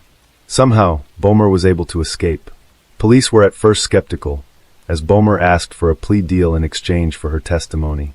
Why hadn't she reported this back in July? Why wait until she was under arrest?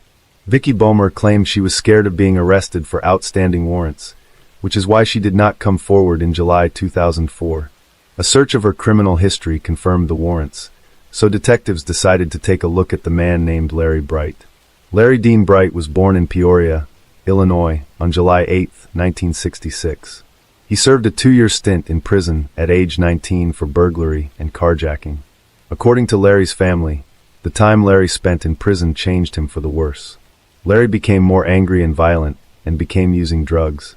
Larry had an injury, which started an addiction to prescription opioids and later crack cocaine.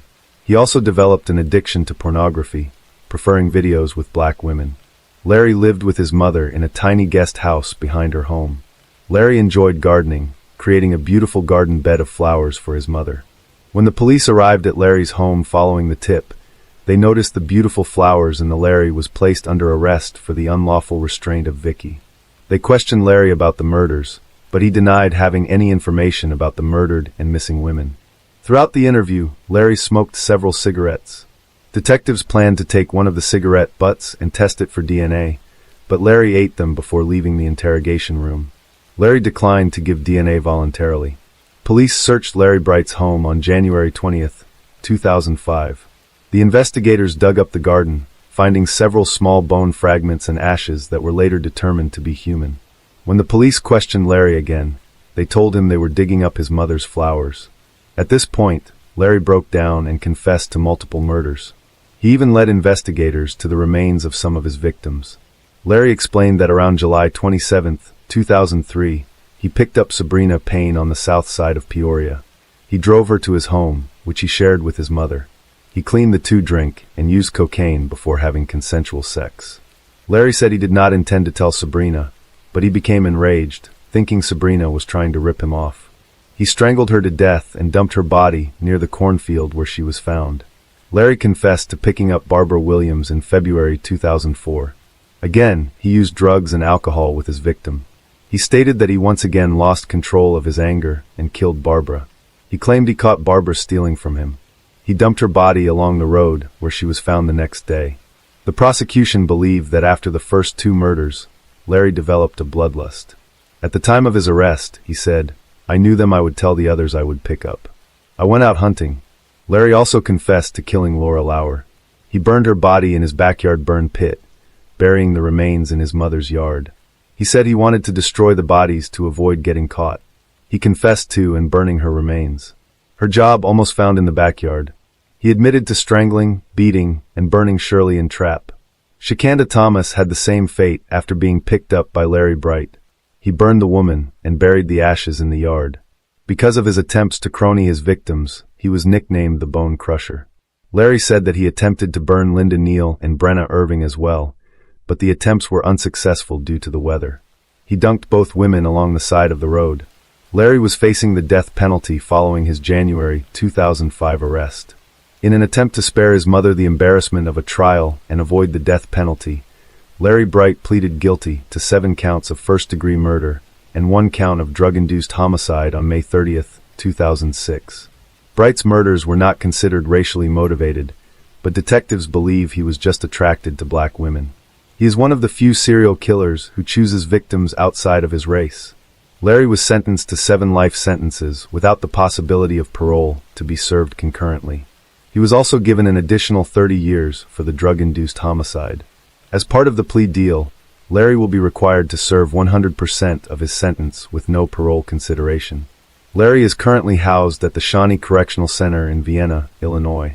He will spend the rest of his life behind bars, but that brings little peace to the families of his victims. The loved ones of Larry's victims want people to know that the women he killed were more than just drug addicts or prostitutes. They were people.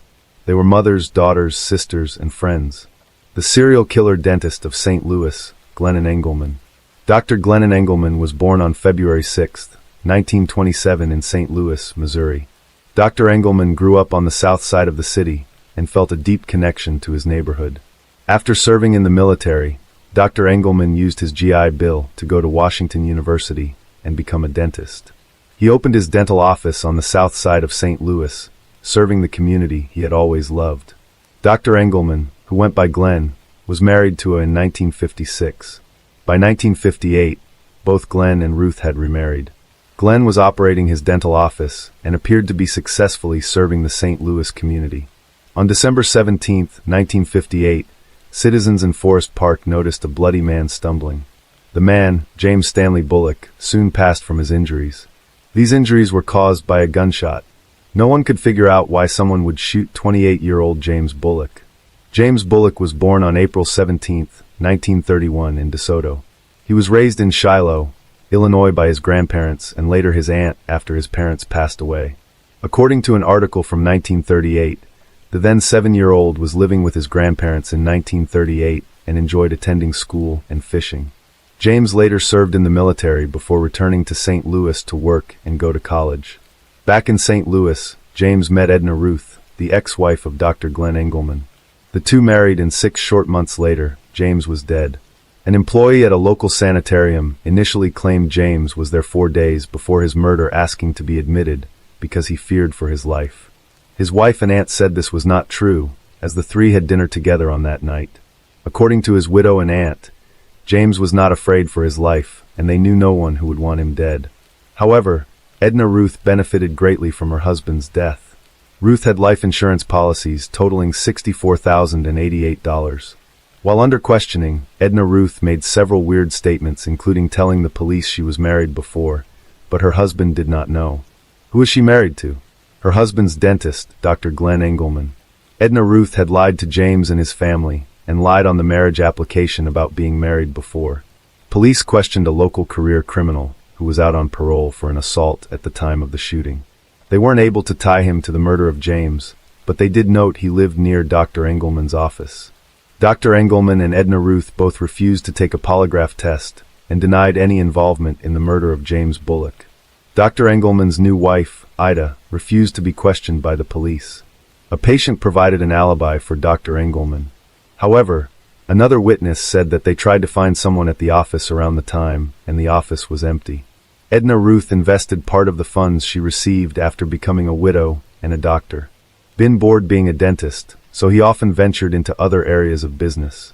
This included buying a trike strip along with a partner, Eric Fry. Dr. Engelman had grown to be close friends with Eric and his wife, Sandy. On September 26, 1963, Eric and Dr. Engelman were at the trike strip using dynamite to explode, and then fell abandoned cisterns on the property.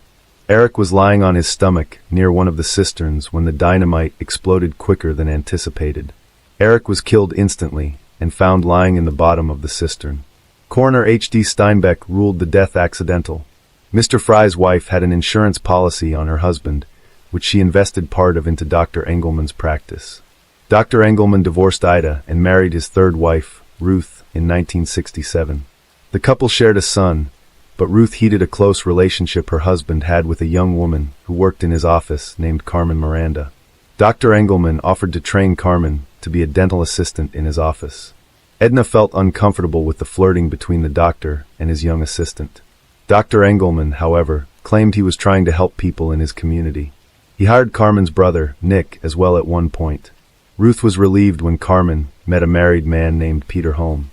Just a few months later, however, Carmen and Eric were walking in a rural area in Pacific, Missouri. The couple were exploring an area known to have caves and scenic paths. A shot suddenly fired, hitting Peter in the head.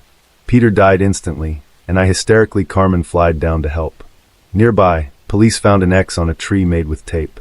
The area was familiar to locals as a hunting area, and police believed that the shot was accidental.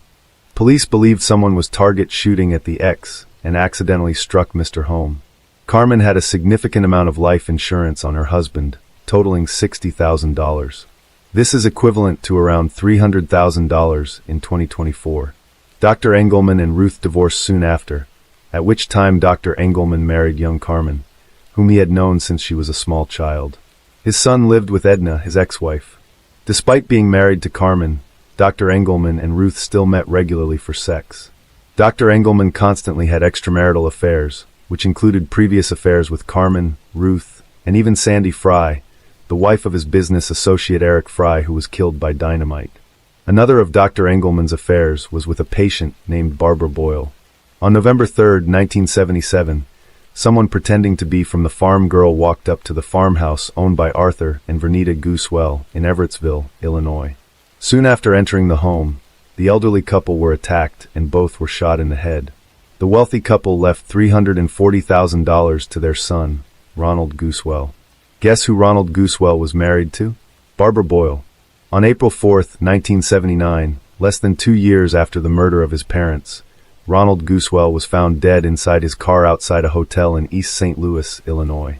The man had been beaten and shot to death. He had been missing for 4 days when his body was found. Following her husband's murder, Barbara collected his inheritance in addition to several life insurance policies. The equivalent sum of money today would be nearly $1.7 million. Guess who she cut to? Dr. Glennon Engelman. Following the murder of Marmold Goosewell, authorities were starting to notice the trend of connected deaths to Dr. Engelman. His patients and community, however, only saw a generous man committed to helping his community and its citizens. Dr. Engelman was not the greatest dentist, however. He often did a sloppy job of making casts for dentures and dental appliances, requiring the work to have to be redone by the dental lab several times. His business was struggling, however, and he soon found himself in debt with the dental lab owned by Sophie Barrera. Sophie Barrera owned the South St. Louis Dental Laboratory and had grown tired of waiting for Dr. Engelman to pay up by 1980. She filed a lawsuit against the doctor that was set to go to court just a few days after Sophie was murdered. On January 14, 1980, Sophie entered her vehicle in South St. Louis. Shortly after, the vehicle exploded. Police found remnants of a bomb under her charred vehicle. Sophie had told her son before she was in fear of being killed. She believed Dr. Glenn Engelman was dangerous. Dr. Engelman was questioned for 3 hours and then released. Police were certain he was responsible for Sophie's death, but they had to prove it. The public also wondered if the bombing was related to another bombing in the area that was carrying out between two mob families fighting for control over St. Louis labor unions. The evidence indicated, however, that this was not a mob hit. The number one suspect was the man who owed Sophie $15,000. Dr. Engelman had to be stopped, but the police weren't sure how to do it. Detectives soon began having conversations with Dr. Engelman's ex-wife and mother of his son, Ruth. Ruth told police nothing at first, but eventually started to talk. She explained that Dr. Engelman often bragged about killing people. He told her that he had a superpower. He was able to kill without remorse. He had admitted to killing Eric Fry, Peter Home, and the Couswell family. It was his side hustle, killing for profit. Ruth agreed to help the police, but none of her testimony could be used in court because Dr. Engelman confessed to her while the two were still married. He was protected by spousal privilege. Ruth decided to wear a wire, however, and met up with Dr. Engelman to exchange their son, and sometimes just to socialize. They were still having a sexual relationship despite Dr. Engelman's marriage to Carmen. She tried to get Dr. Engelman to confess to her again by asking direct questions. He didn't seem to take the bait at first, and Ruth feared he would kill her next. Ruth suggested police plan a bug in her bedroom, and she would invite the dentist over for sex. Dr. Engelman was suspicious, however, and did not say anything that could lead to his arrest. Ruth then met him at a diner wearing a wire, and this time he commented on being homicidally intimate with the widow of one of his victims. He admitted to the murders in great detail, providing just what police needed for an arrest. He explained that he found murder more sexually satisfying than sex. His ex-wife was given a new life in the Witness Protection Program. Carmen, who was no longer married to the dentist, and her brother Nick were brought for questioning to corroborate the allegations against Dr. Engelman. As possible co-conspirators, they asked for a more granted immunity to testify against the dentist. Carmen told quite the story. She said she was working for the dentist when he suggested she find someone with good benefits to marry. He told her about Eric Fry, whom he said he directed Sandy Fry to marry with all intentions of murdering the insurance proceeds. Soon after she was married, Carmen said Dr. Engelman told her where to go and made sure her husband was shot and killed. He staged it to look like a target shooting accident. Glennon Engelman was finally arrested and charged with murder in 1980. Carmen testified at Dr. Engelman's first trial, for which he was convicted of murdering Peter Hom and given 50 years in prison. The dentist then pled guilty to the murder of Sophie Barrera to avoid the death penalty. Serving a list sentence for that murder in Missouri, Dr. Engelman was back in court by 1985 in Illinois. In 1984, Robert Handy, a conduct and acquaintance of Dr. Engelman, admitted to authorities that he had taken part in the murder conspiracy of the Couswell family. He implicated Dr. Engelman, who had bludgeoned Harmold Couswell and shot him, as well as Ronald's widow, Barbara Boyle. Dr. Engelman was given 3 life sentences for the Couswell murders. He also was convicted of federal mail fraud and given a 30-year federal sentence. He is believed to have killed at least 12 people, including conspiring with his first wife to kill her husband, James Bullock, in 1958. Edna Ruth was never charged in the case due to lack of evidence.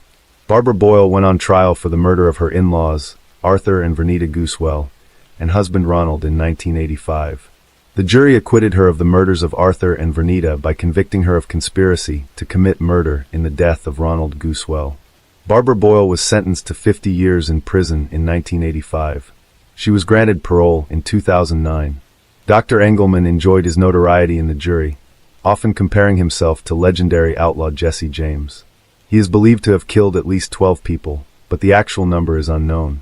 Unlike other serial killers, Dr. Engelman was inspired, at least in part, by greed. He also seemed to revel in his ability to not feel remorse. Dr. Engelman died of diabetes-related health issues in 1999 at age 72. He was incarcerated in Jefferson City at the time,